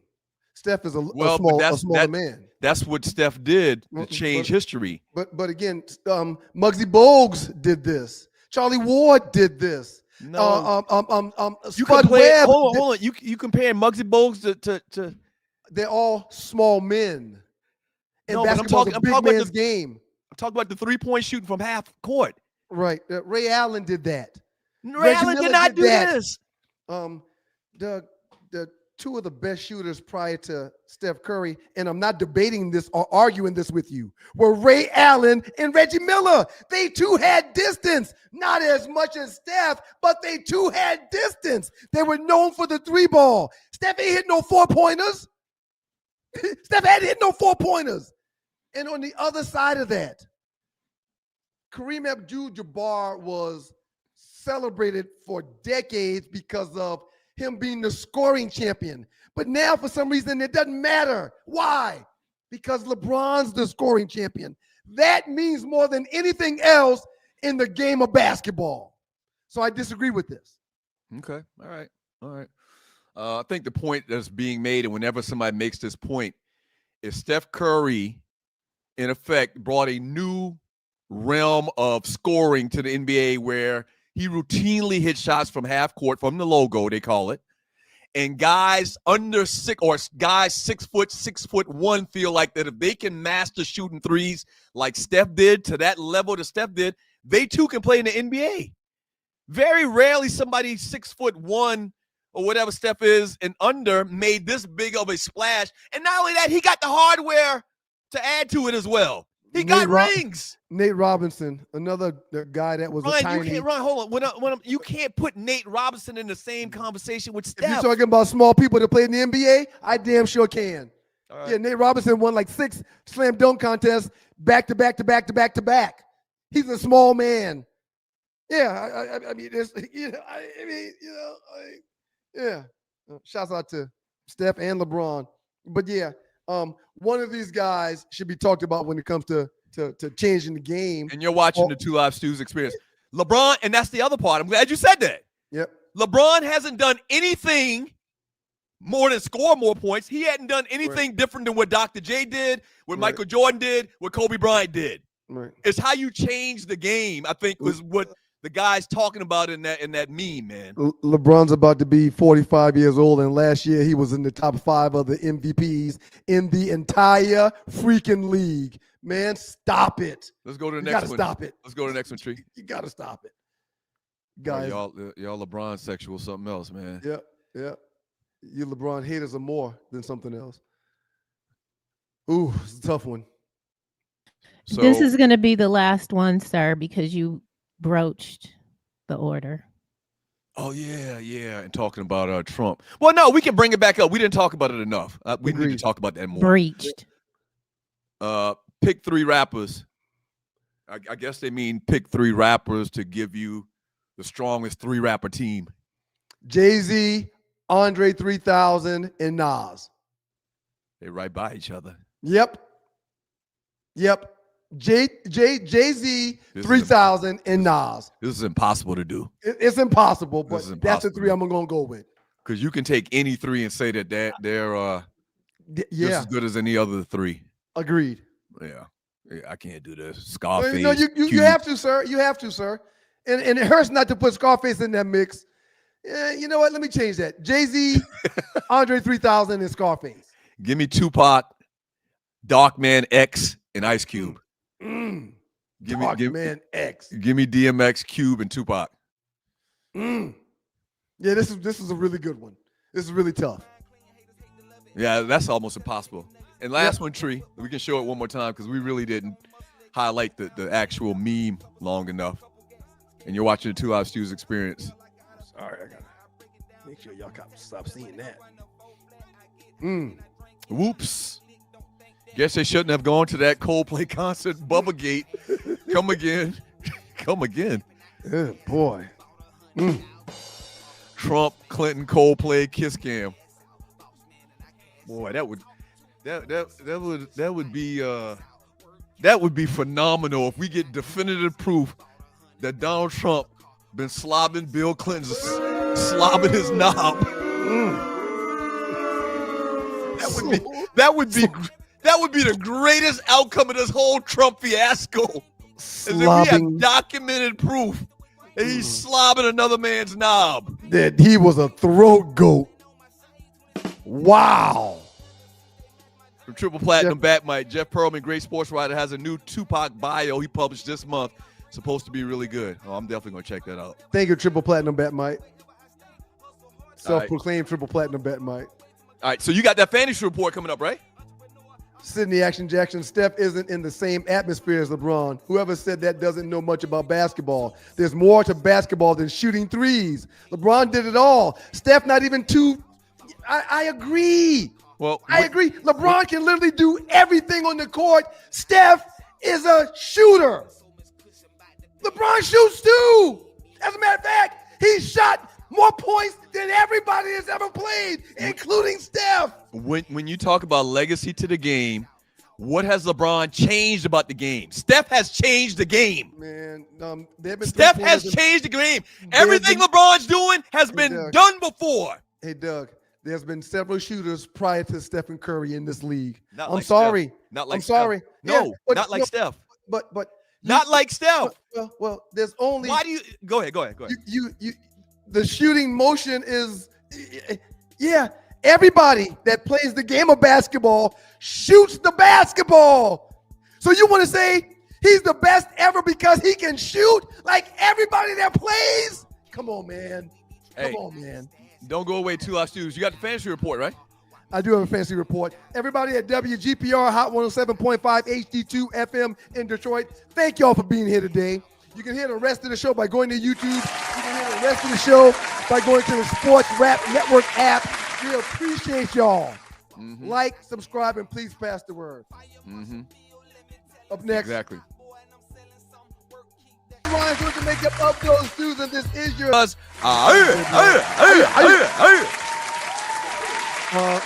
Sir, it has to be painful to be a Lions fan when you've got a coach that goes for it 5 times on 4th down and gets 0 of them.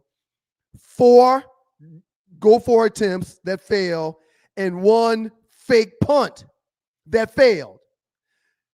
The math that I put together after watching the game all night says that out of those 5 offers that we got on 4th down, at a minimum, we could have had 9 points worth of field goals. 9 points. So you turn your back on 9 points, and you turn your back on flipping the field 5 times if you just punt it. Sir, you can't win ball games like that. You can't build your team up by doing that. Every time you go for it on 4th and 5 or 4th and 6 and you don't get it, it's gut-wrenching to the organization. I'm listening to you about to say he's something.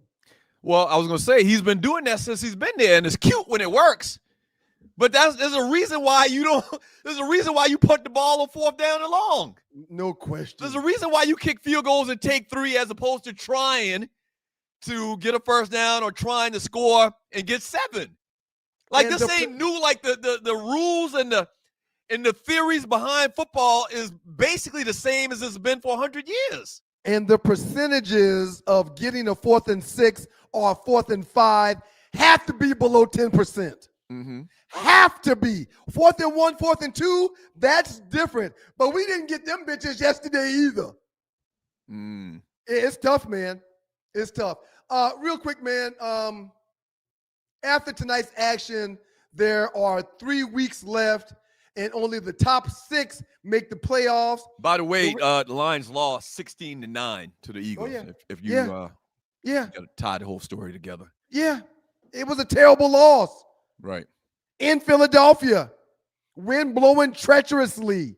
You remember we had that coach that came into Monk's Corner one time, Moco? And his name was Coach Cruz. Yeah. He came into town and he thought he was the smartest guy in the room, evidently, about football.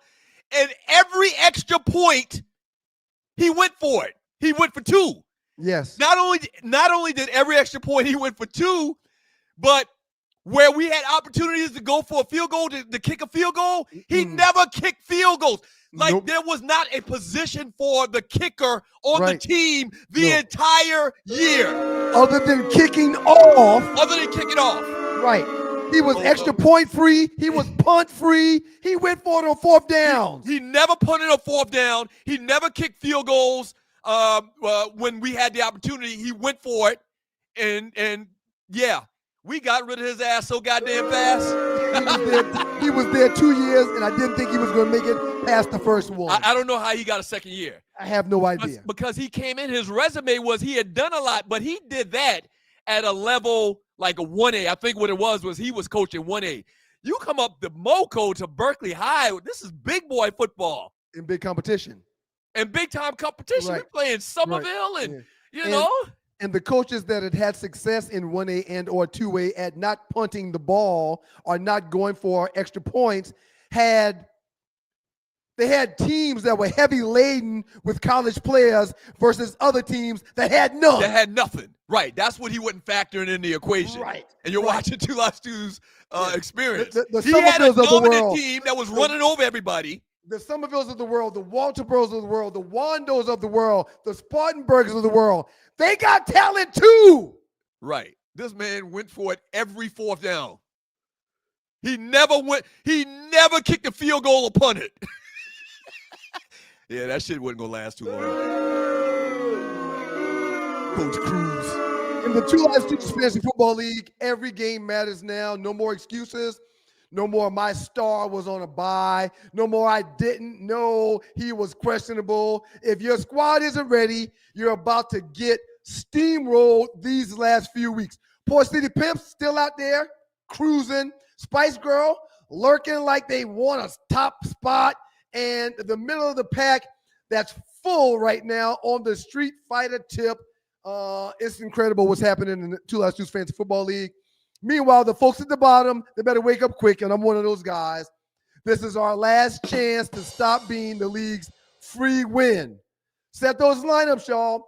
Pray for your players, and get ready. The playoff push is here, and feelings are about to get hurt in the Two Live Stews Fantasy Football League. A full report as the week ends tonight on Thursday.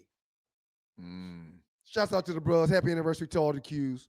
Rude bros. Shouts out to the Qs. It's not going good for me in fantasy, man, but I'm a more and better improved Ryan Stewart, and I'm doing a report on Thursdays and Mondays, man. The league deserves it.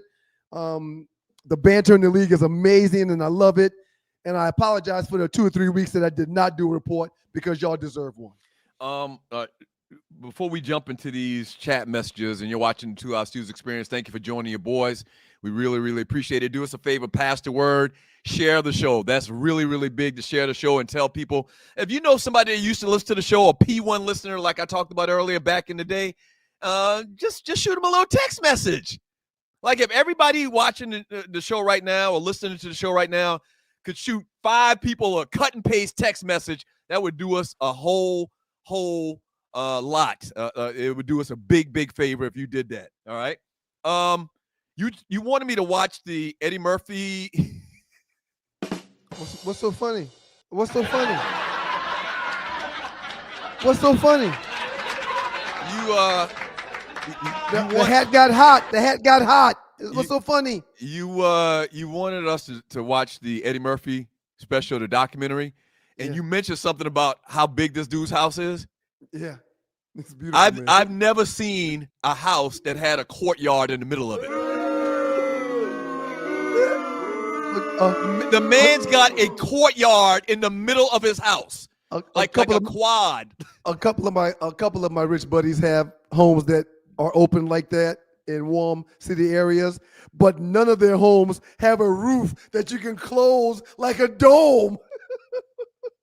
How much do you think that house costs? Oh, it's expensive. I would say $20 million. I would say he designed it.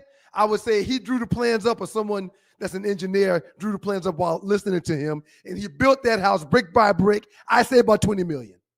The man's got a courtyard in the middle of his house. It's beautiful. He kept walking out. I think he wanted everybody to see this courtyard because he kept going out of this particular door, or he was standing in front of this particular open area where you could see clearly it was a courtyard. Well, listen, man, think about it. But you saw building behind the open space, the open yard, so it was more house.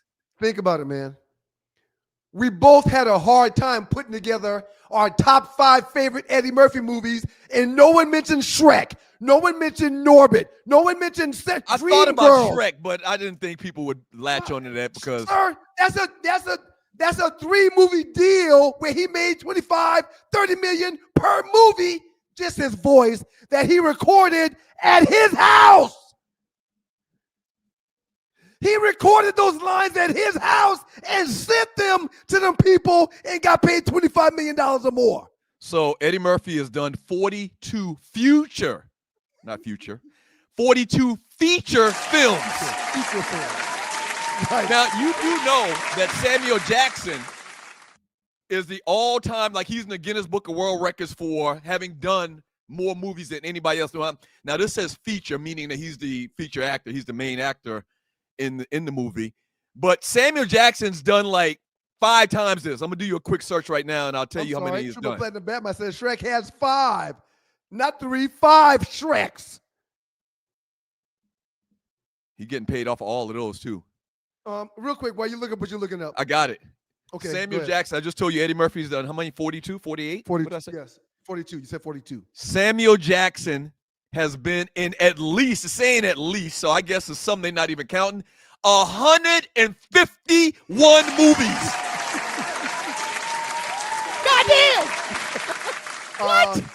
We got to get to the super chat. We got to get to the chat messages. But before we do that, sir, I forgot which. Somebody posted Eddie Murphy's house is worth $85 million. I don't doubt it. But that's a good investment. Ain't like he's not going to get that when he tries to sell it. And he's got 10 children, and they need their own space. Right. He's got 10 young kids that's still living in his home. But here's the problem, though. When Eddie long gone and buried, and he wills that house over to his kids, they got to pay the taxes every year. Sir, they got to pay the taxes. There's got to be an endowment set up that covers every bill that the house will ever occur. Yeah. Every single bill. Yeah, those kids will never see enough. They'll never see a bill for that damn house. They can set up some type of estate plan where he takes ongoing investments that increase in value 7 to 10% a year, and that'll be enough money to pay the taxes. And he'll make it so that they can't sell it or they can't use the profit off the property. They can live there. They can have their family there. They can do Airbnb, but they can't ever sell it. Let me say something real. That's good. Yeah. Let me say something real quick. Hurt people, real. Hurt people, real. And I just wanted to share that with you. This man house is $88 million.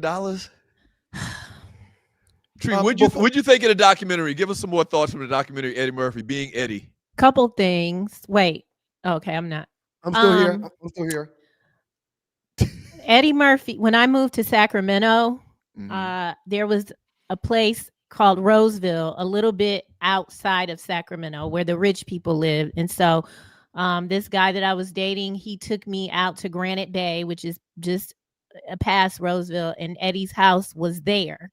And then he sold it. I moved there in 2016. He sold that house in 2018. Mhm.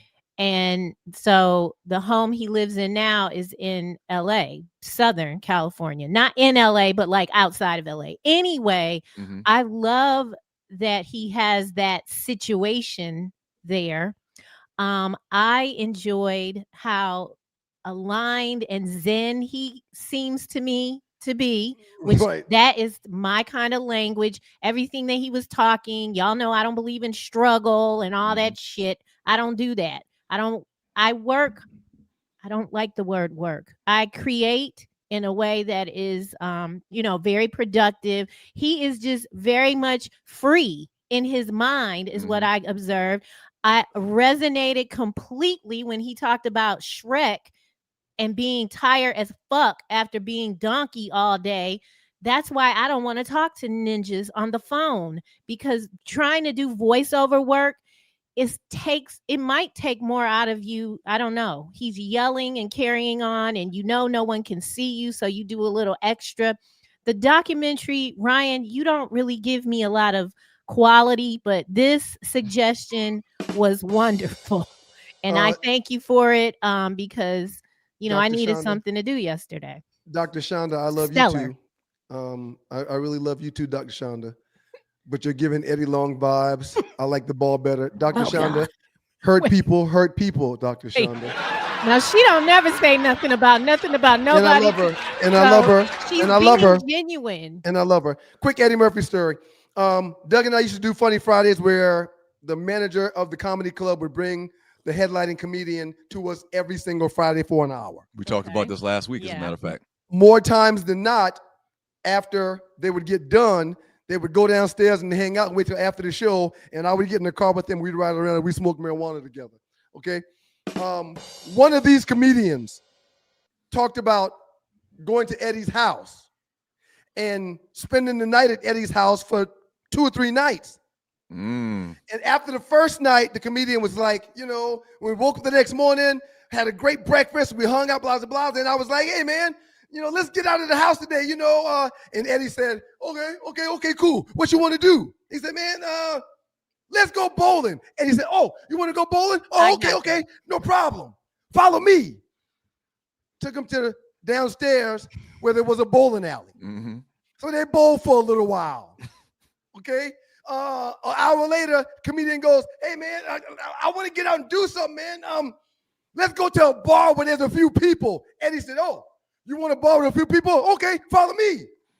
Took him to another area in the house where there was a full bar with TVs and drinks and other people in the bar.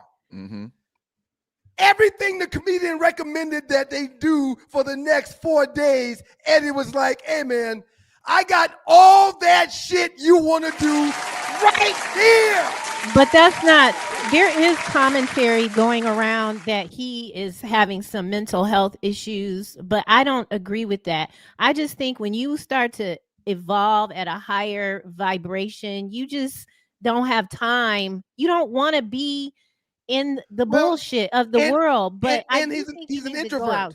Yeah. He's an introvert. Yeah. He was giving Asperger energy to me, undiagnosed. He's not a drinker. He's not a smoker. He's not a drugger. He mentioned it in the doc how he started smoking weed like after 30. So to be out on those scenes with comedians or whoever, he couldn't enjoy himself being who he was out in public. I also loved, and this reminded me of you and your brother. I just loved, even though I don't know how much, I don't know, y'all, Doug doesn't do touchy-feely stuff, but I just loved seeing the footage of them when they were little. I got the impression, and this is what made me think of y'all, that a lot of Black people have a story of poverty, but it didn't present like that to me. And y'all kind of remind me of that too. Like your parents had jobs. I mean, when I was looking at them in those suits, they was clean. When that man said he never tasted government cheese, I believe him. Right. And I'm not knocking it. It makes good macaroni, but there was something about the way they grew up. I appreciate all stories, but sometimes I want to see how y'all weren't struggling and how y'all had a lot. We had Charlie Murphy in studio 2 times on those Fridays when he was in town. And I asked him one day, I said, hey, man, are you and Eddie cool, man? He goes, that's my best friend. And he's the only person in this world that I'll kill a nigga for.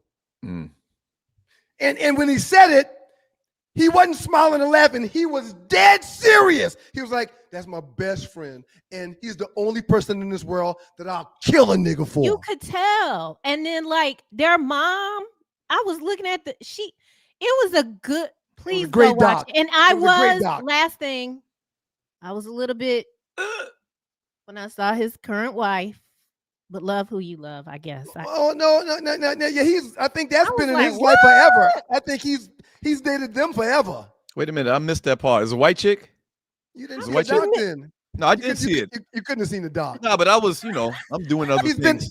He's been with this chick for 14 years. And them churn that's in that house, they're theirs. Yeah, I'll be doing multitasking, man. I missed that part. It's a great doc. But I think I knew that he was married to a white woman. I knew that. I didn't know that. And I don't care for it. Michael Jordan married to a white woman. A lot of people don't. Did you know Michael Jordan's married to a white woman? Yes. He was down there in Juanita took it out of him. Monaco. When I was down there, he was in Monaco. Juanita took it out of him. He spends a lot of time over there in Europe. What do you mean? What's the wife's name? The ex-wife is Juanita. Well, we had a whole. Hold on, Tree. What do you mean Juanita took it out of him? What does that mean? I've read stories saying that he said he would never go that route again. What route? Riding raw came out of a conversation of you being really upset with Juanita. When we did the Doug Stewart show, we had a whole but that's not segment. That's what Ryan's not saying that. He's saying that. Am I right? You're saying that Jordan said he's done with black women. And Juanita was the reason why. She was representation of black women. He said that, but he's showing his behavior. Yeah, man. We were at the Kentucky Derby about 8 years straight, man. And every time we saw him, he was with a white lady. Every time. But what does it have to do with black women in general? His first wife was black. Well, a lot, because they associate us with taking from them and creating hardship for them. I mean, he married to a white lady now. Every time I saw him, he's with a white lady. I'm not. You do you. Yeah. I am. When it comes to black, white, you love who you want to love. You gotta sleep with them. You gotta touch them. You gotta share bills with them. Do you? I ain't got nothing to do with that. Let's just move on from the conversation. I don't want to get into it with you, man. Jordan's wife is a white Cuban. Okay. All right, white Cuban, black Cuban. He should be happy with whoever you want to be with. I don't know if it matters. Yeah, that's not the point I was trying to make, and I think you were making. But let's just move on. Why does it matter? 3 people. We know why you're saying that, but it's okay. Yeah. Do you? Yeah, three people. Okay. Don't do this. Don't do this. What? Don't do what? I mean, don't do what? I don't. What should we do? Okay. One question I want to ask: have you dated white women and can you swim? And these things are problematic for me. I'm just saying in the roster, like I prefer a man who just likes black women. Right. I've never dated no white woman. That's crazy. Yep. I've never. Please stop, because I've never. Let me see. Whatever, Mr. PWI, man. Let's just move on. Right. Yeah. Let's just move on. Yeah. After legendary Ryan Stewart. After studying late and getting out of studying at 2 a.m. and going to those frat houses, sometimes you found yourself with company that didn't look like you, but it is what it is. All right, I'll help you with your trigonometry. From Julian James, thank you so much. Good morning, Stews. Pay my cable bill before I get to work. My Knicks and Colts are top 3 in both leagues. Yeah. What's the likelihood that both make it to the championship? Thank you, Julian. I believe in the Knicks a whole lot this year, and I too believe in the Indianapolis Colts this year because if you've got a running game and an offensive line, you can win football games, and the Colts has a great running game and a great offensive line protecting their quarterback and their running back. Appreciate it. Julian James, South Carolina State Bulldogs in the house. From Sean Mims, y'all ninjas see Browns did not score when Sanders entered the game, still moonwalking in pocket. This not college. Yeah, he got to stop that pirouette and shit, man. I mean, before anything else happens, they need to pull him to the side. Hey, man, you cannot do pirouettes on the football field. Hey, man. Not in the on this NFL. show and in the Huddle with Joe Ham, I talked about it. I liked Gabriel getting the start ahead of Shador because Gabriel doesn't retreat backwards like that, and the ball comes out of his hands a little bit faster. I wasn't trying to knock Shador, but again, I thought that was why he was sitting. Well, the man's averaging like 6 yards per pass. Sir, he can't see over the line of scrimmage. He sucks. Yeah. He was also 7 for 10 prior to getting hurt and leaving the game. 7 for 10 for 40 yards? That's nothing. That don't mean anything. It was 68 yards. And that means he's dumping off. When you compare those numbers to Shador, it's not even – it's 4 for 16. It's a big difference, sir. There's a big difference. But, okay, go ahead. Let's go. One was cow shit, the other was horse shit. 7:11 a.m. You're watching the Two Live Stews Experience. This is the Super Chat segment from Loose Neck. Trito Customs. My baloney has a first name. It's O-S-C-A-R. My baloney has a second name. It's M-A-Y-E-R. I thought about that. Oh, I like to eat it every day. Okay, when they pull something out of your bag that they know they're going to throw away, it's like they slam it in the trash right in front of you. Rude. Right? It hurts. So, Tree, you don't fare going to jail in a foreign country? And we forget about home. Yeah. It happened in Hartsfield International. In Tree. It wasn't drugs. It wasn't dope. Yeah. It wasn't crystal meth. You weren't going to jail for it. You either going to get the meat in or they're going to catch the meat and throw it out. Now, listen, I understand what you're saying now. You're watching Two Live Stews Experience. Now. Under this administration, you don't think they can make the mistake and say that you were Mexican? Or you were Hispanic and throw your ass in jail too? I would just call you and say, Doug. No, don't call me. Don't call me. Oh, hell. My ex-husband was a lawyer. He'll get me out. It's just me. I'm not worried about that. It's just me. But I did wonder to myself, like, damn, you're so honest. Well, you could have just kept going. Hey, listen to this. The way you felt about them finding your meat, imagine standing in front of them hoping they don't find your drugs. Right. Okay? Exactly. Okay? Like there was no level of nervousness. I just thought about this. You know, they just did a ICE raid in Charlotte and they arrested like 80 people, right? Y'all do realize that if they're dark-skinned Hispanic people, that they're probably getting a pass because they probably think they're Black Americans as opposed to real light-colored Hispanic people. That's who they're targeting. They're targeting people that have a skin tone like you have, Tree. They are. A dark-skinned Hispanic person that's from one of these countries, they probably look at them. ICE agents probably looking at it's just another ninja from down the street. Well, my agent was Hispanic. He was Dominican, actually. And you know, so they got those dark-skinned Dominicans. And, yeah, he was about my complexion, but I didn't know. I thought, and they're not gonna lock you up for no meat. It's okay. Shit, I don't trust it. Julian James, thank you so much. No first team reps. Yeah. No first team reps. Yeah, none. Zero. No. Yeah, zero. Since he made the team. Right.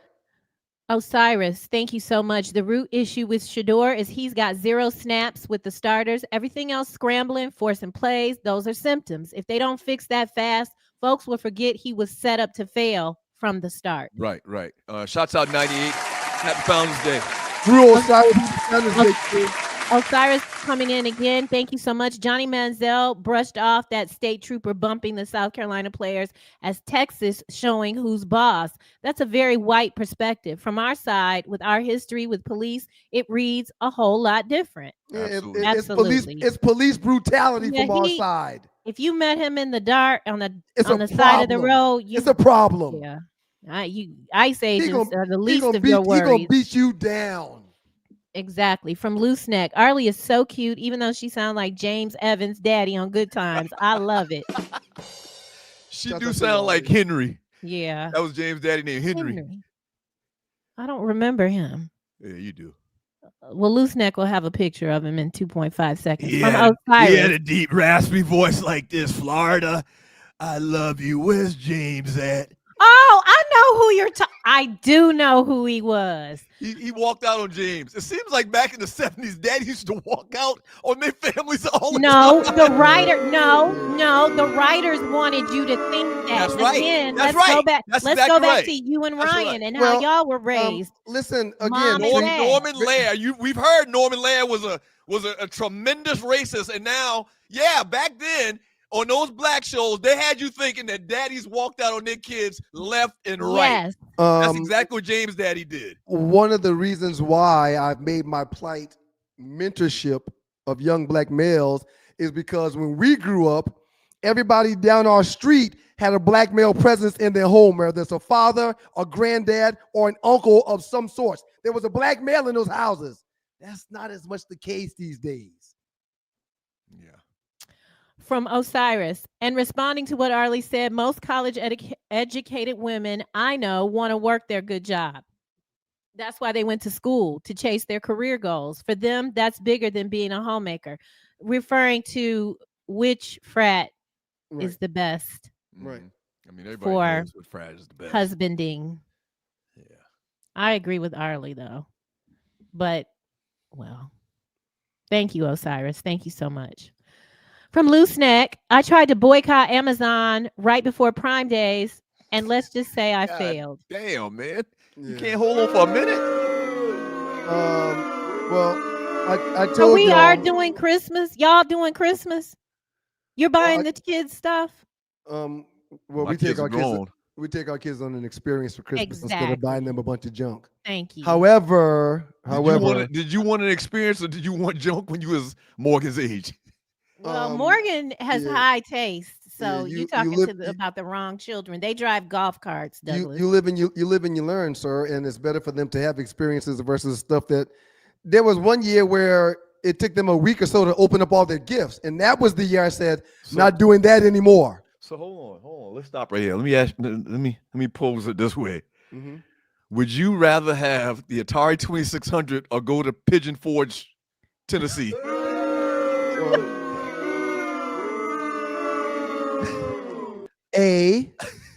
They still get gifts because Exactly, we purchased Real. them one gift of choice.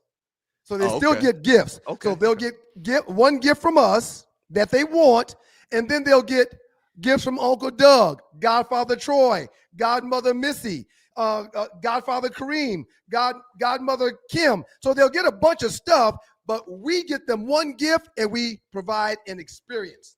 And trust me, Cancun, Vegas, Seattle, it's funner than them getting something that they don't even care about. Where are you going this year, if you don't mind me asking? That's your thoughts. Hasn't been determined yet. That's your We're thoughts. figuring that out now.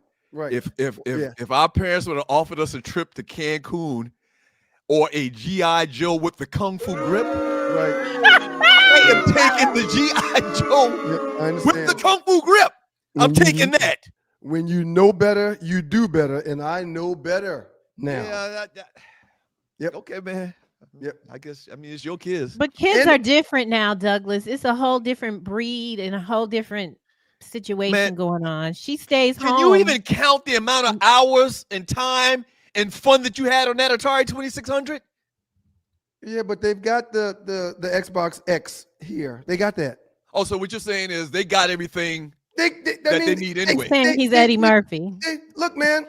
Being Ryan. I was told a long time ago, when it comes to having kids, make sure that your house is the house that all the kids want to come play at, because you don't want your kids at strangers' homes. So there's everything in this house that a young person could want. Do you let them go spend the night? No. Hell no. I knew it. Yeah, don't let your goddamn kids go to nobody's house. No, hell no. And freaks out there. And if they do, Molesters, if they Donald do say they Trumps. want to go spend the night someplace, I tell them, if you want to go, Jeffrey. no problem. I have to spend the night too. And that tends to make them say, okay, well, never mind. Things are so different now. It's Yeah. not even fun anymore. Yeah, From you Earl get- McDowell. you get to somebody's house and get touched on, your life would never be the same again. Not happening on my watch. It's true. My family is immensely proud of my cousin and the queen of Zamunda, the former Lisa McDowell.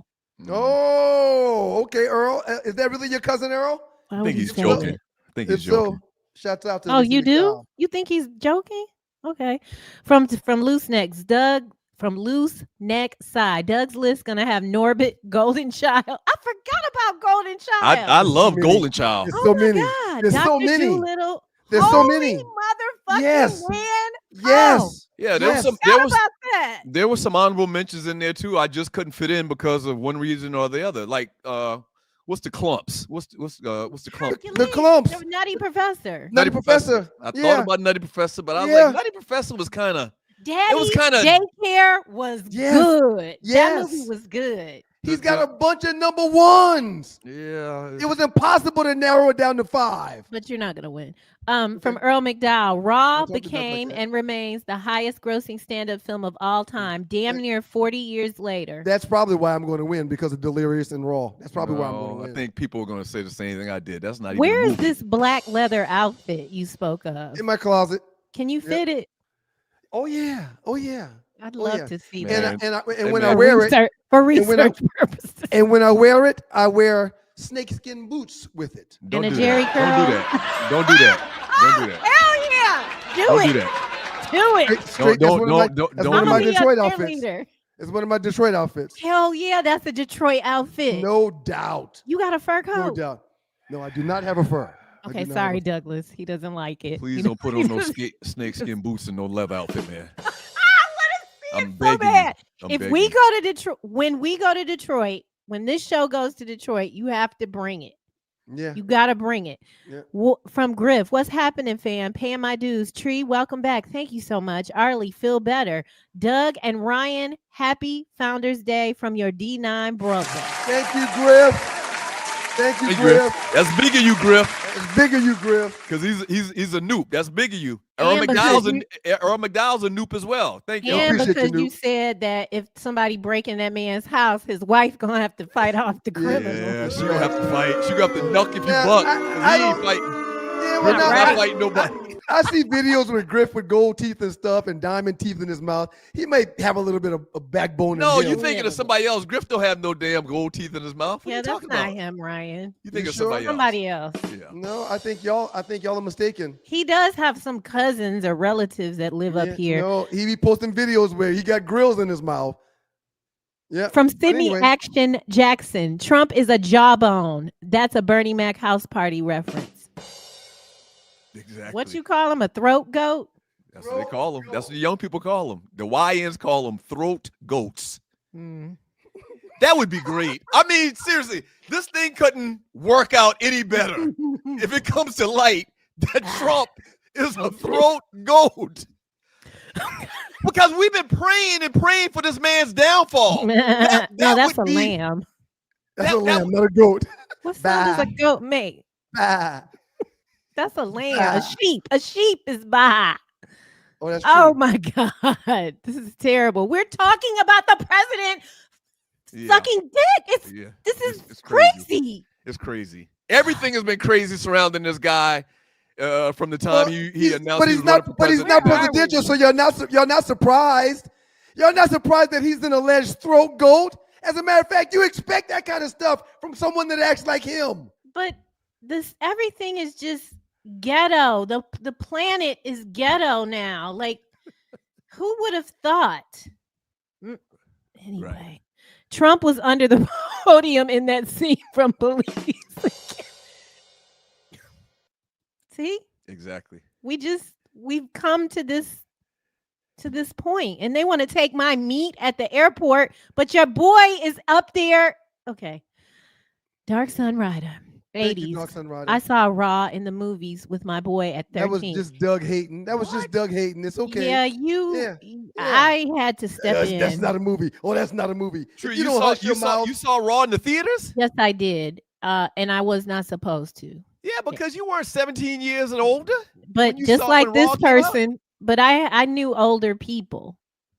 I have my ways. It's very irresponsible for them to take an 8-year-old Tree Taylor to see the babysitter. That's a good babysitter. Brother man in the building. My man, the brother man. Thank you so much, brother man. Thanks for the donation, folks. Brother man, are you in Detroit? Are you in Atlanta? Like, where are you? Now, Can he you showed up please before elaborate? He showed up before we got on in Detroit, I believe. I'm pretty sure of that. Yeah, I want to talk to you. What up, though? No, he says what up, though. So he must be born and bred. Yeah. So do we. We say what up, though, too. Yeah, but that's because you have. Anyway, you know what I'm trying to say. What up, though, Doug, Ryan, Arlie? Welcome home, Tree. How Ryan did not put Beverly Hills Cop on his list. Starts off, he's from Detroit. This man is from Detroit. But that don't mean Mumford he's in Detroit High School right now. Vintage Detroit Lions merch. Have a wonderful week, everyone. That doesn't mean he's in Detroit now, though. That means you said he's clearly from the D. Thank you, brother man. No, what he's saying is that's where I wasn't debating. Real quick, is this the guy? Is this the guy right here y'all referred to earlier? Yes, I remembered when, and they did. That is an excellent casting. But again, that man made it his business to make us think that black men. And as a child watching that, this set the tone for what I would think about. And also, I'm also in foster care and living in single homes with women. It set the tone. It's so damaging what they tried to do. Melvin Tree's talking about Norman Lair, producer of Good Times. All of that. Pretty much all of the black shows in the 70s, the late 70s, were produced by Norman Lair. But even Carol O'Connor talks about not really wanting. He's like he didn't want to.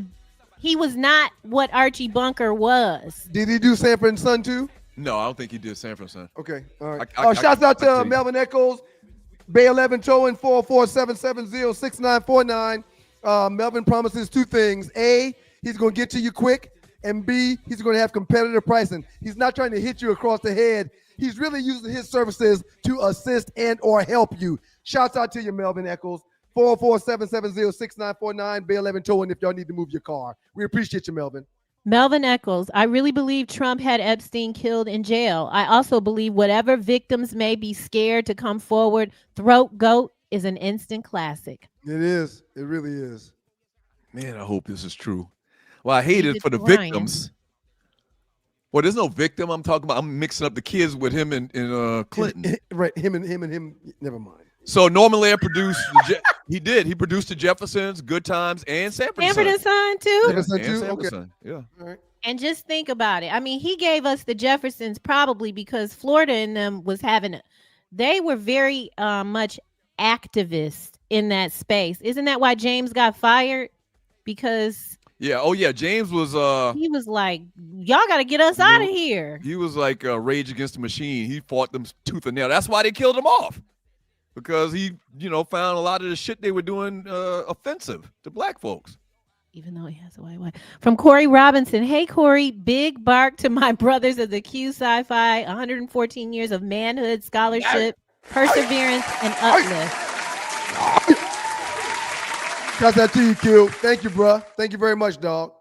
Thank you, Mr. Corey. I got an ache in my bone. And I just wanna go home. Zoom, zoom, zoom. I wanna see my sweet baby because I feel so alone. From Osiris, Mackenzie. Yes. The night he gave me this shirt, the first night I crossed, and we were out that night, and he sang these songs and hopped all night. Can you still hop? The entire night. Yeah, my LB was just like, damn, your brother live as hell. Can you still hop? Let me say something. Oh, absolutely. This is the most sexiest thing. And this is really why. Because the way, do y'all have a secrets class that everyone goes to? It's It's the either Yeah, move, all of that, or all it's of the that. not. way you move. Hey man, pull Either pull in it or pull, it's pull not. it pull the jersey out one more time. I want to make sure I mention this. I meant to say it earlier. Uh-oh. Sorry. Wait.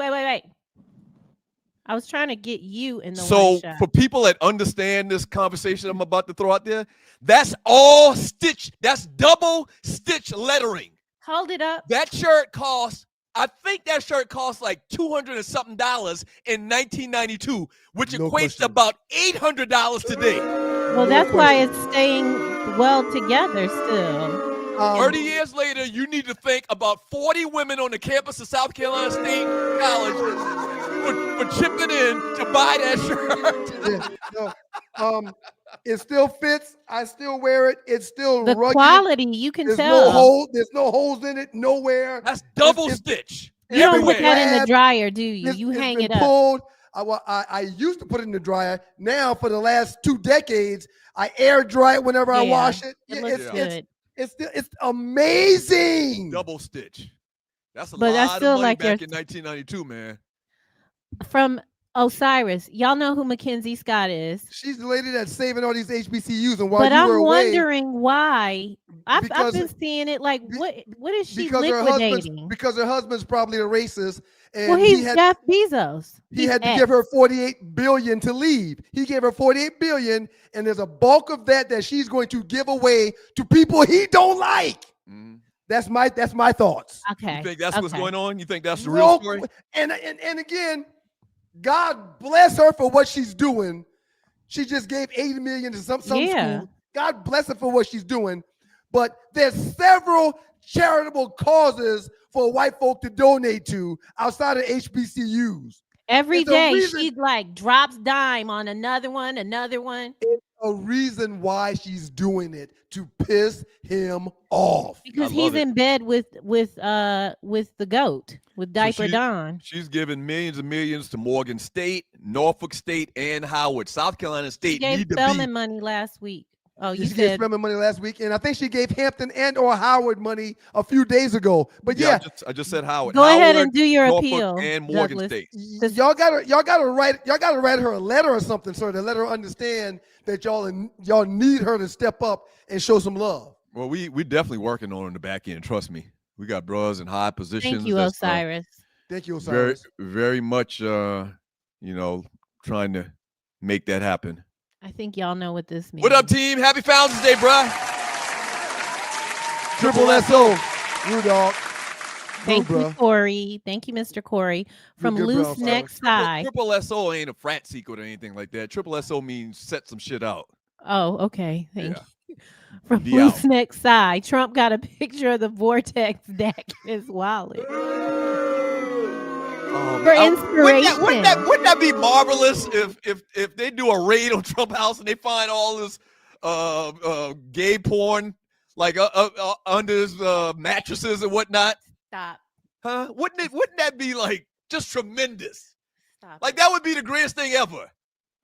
There's a reason why he's fighting for these files not to get released. Oh, sir. there's a reason why. Hello, So Lavrell many lines Hawkins. Happy Founders Day. Happy And Founders Day, thank you Q. for the donation. Happy Founders Day to the good bros of Omega Psi Phi, Q Psi Phi, all of those things. Shouts out to Lavrell. Y'all can give Lavrell a call. His business is called The World Changers, where he helps people manage their money. Okay. Y'all can call him at y'all can call him at 919-764-4626. Again, that's 919-764-4626. By calling that number, you can set up and schedule a consultant fee with Lavrell. Again, 919-764-4626. And check him out on the web at theworldchangers.com. John Dingle, the Eagles all have the game Yeah. away. Yep. Also, by going for the last fourth down with less than 3 minutes left. The Eagles all have the game away. Also, by going for okay, we know you must be driving, sir, Yeah, or but something. the Eagles going for it on Thank fourth you. down is different than everybody else going for it on fourth down. Especially when you're up. Yeah. But yeah, shouts out to John Dingle. He's a Philadelphia Eagles fan. We appreciate you, John. Just a regular season game. It was outdoors in Philadelphia. It's Ooh. okay. It's okay. I just got an update. Far more expansive list than I thought. That what's the lady's name again? McKenzie. That is given to HBCUs. Run it. She's given $80 million to Morgan State, $63 million to Prairie View, $63 million to Virginia State, $50 million to Alcorn, 42 to Alcorn, 38 to Spelman, 38 to Alabama State, 38 to the University of Maryland, Eastern Shore, UMES, that's an HBCU as well. Bowie State, $50 million, North Carolina A&T, $45 million, Winston-Salem, $80 million, Voorhees, $19 million. They gave money to Voorhees, hadn't given money to State yet. They're coming. And Dillard University, $5 million. Shouts out to this McKenzie lady. And guess what? I'm surprised they gave Howard. Go ahead. All those numbers you just put up does not put a dent in her $48 million she got from Bezos. It's like $20 to her, if that. Nothing. I'm just asking. When we were talking about Juanita earlier, your energy around the money situation was a little different. If Juanita you're talking to Ryan, right? Yeah, I am. Yeah, right. I'm just asking. Like, seems like you're more for McKenzie getting the goods versus. No. I'm not for anyone being awarded half of someone's fortune because they married each other. Okay. So that's male and or female. I on this show last week said Offset needs to get his life together. However, because it happens so much to men, I'm fine with Cardi having to deal with that same energy. I'm fine with it. I'm fine with it. But the same energy should be shown to the men that do the same thing that women do every single day when it comes to divorces. That's all I'm saying. Let's run through this tree. I got to get out of here. Loose Neck says he's buying the Stews a drink for Founders Day. Thank you so much for your donation. Appreciate it. Thank you, Loose Neck. But don't worry, where I'm going, all of the drinks are free today. Y'all stepped up for it today. We appreciate it. Thank y'all. Calvin, it's not even our donation day. Our donation day is Thursday. Come back Thursday. That's right. That's right. Please. Come anytime. Anytime you want to come, just come. Pause. Calvin, a.k.a. Big Jeff. Whose collapse is worse, the Falcons in the Super Bowl or the Gamecocks versus Texas A&M over the weekend? I watched that game. I stopped watching at halftime, man. I didn't watched see the whole second thing. half. Yeah, it was the total opposite of the first. That was crazy. When I saw the score, I'm like, what? It was crazy, man. Yeah. It's crazy how well, after you get threatened by policemen on the field with guns, you're not going to be able to play the same as you did the first half. Right. That happened in the first half? That happened in the first half, sir. It's just crazy how fast Beamer has gone from sugar to shit. Like last year, when South Carolina had that big win at the end of the year, they beat Clemson. They had that big end of the year. I can't remember who it was. Sellers went crazy. Like Beamer could have ran for governor.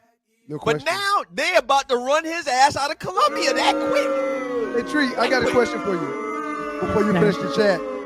We're almost Did done. you hear about the cheese factory that exploded in France? Did you hear about the cheese factory that exploded in France? Here, France cheese. Hey, I gotta go, man. I don't know. Hey, I don't Q's, know. Be out, Q's. I don't know. Did you hear about the cheese factory that exploded in France? Debris was everywhere. Come on, Ninja. Let's finish. Don't start. Don't start. We've been having a good get along today. Okay. Calvin, a.k.a. Big Jeff. I watched the Dolphins-Commanders game yesterday and the Detroit Eagles game. Why are so many teams going for a fourth down instead of taking the points? Calvin, I've been talking about this for months now. It hurts my heart how unimportant 3 points have become in football.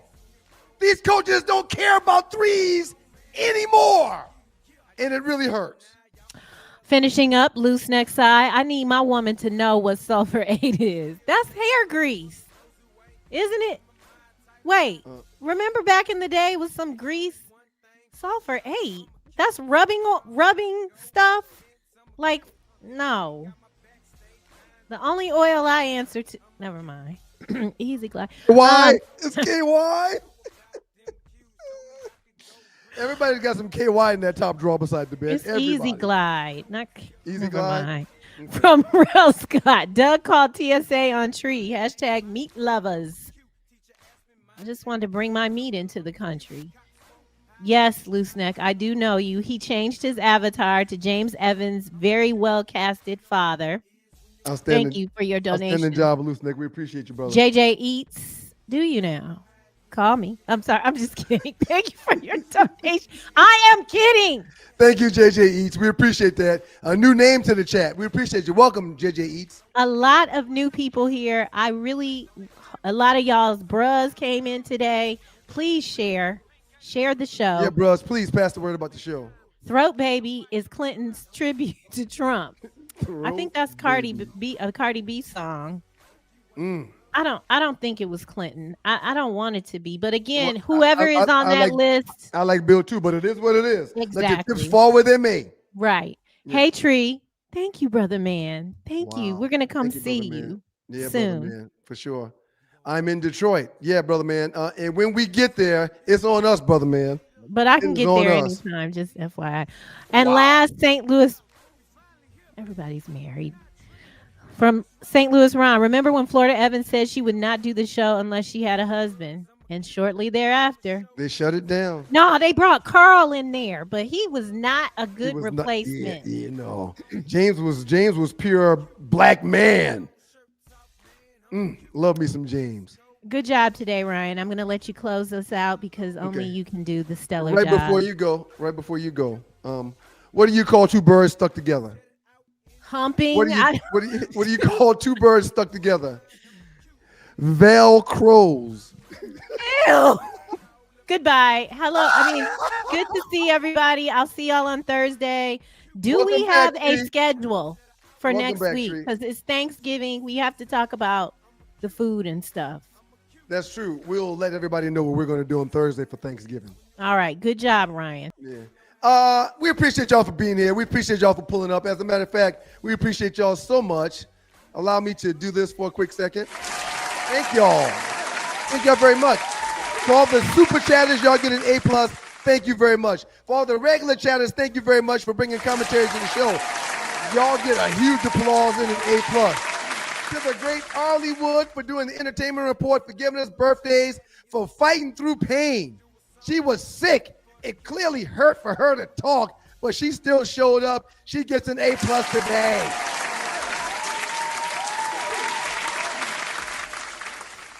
Dougie, on Founders Day, you get an A+, sir. Thank you very much for your participation. To all the bros that gave Super Chat, to all the bros that participated, to all the bros that hollered at the stews today, bros, y'all make sure you're passing the word, making folks like and making folks subscribe to what we're doing. Shouts out to y'all. Y'all get an A+.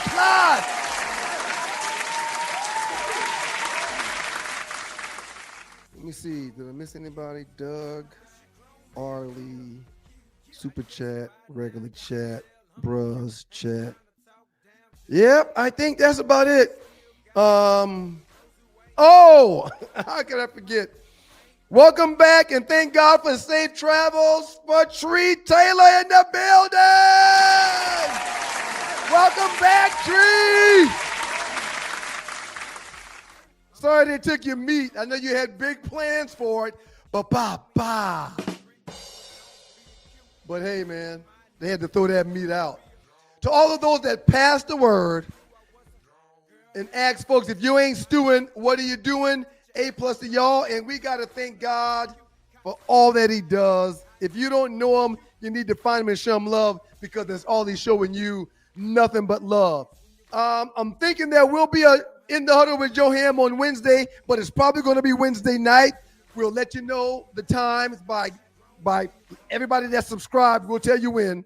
I'm thinking it's going to be Wednesday night. But if not, we'll see you Thursday morning, bright and early, for another Two Live Stews edition of the Two Live Stews experience. Happy Founders Days to the bros. Peace, bros. Peace, bros. Y'all be careful in those streets. We'll see you on Thursday. You know how it is when you roll with the Q's. You know how it is.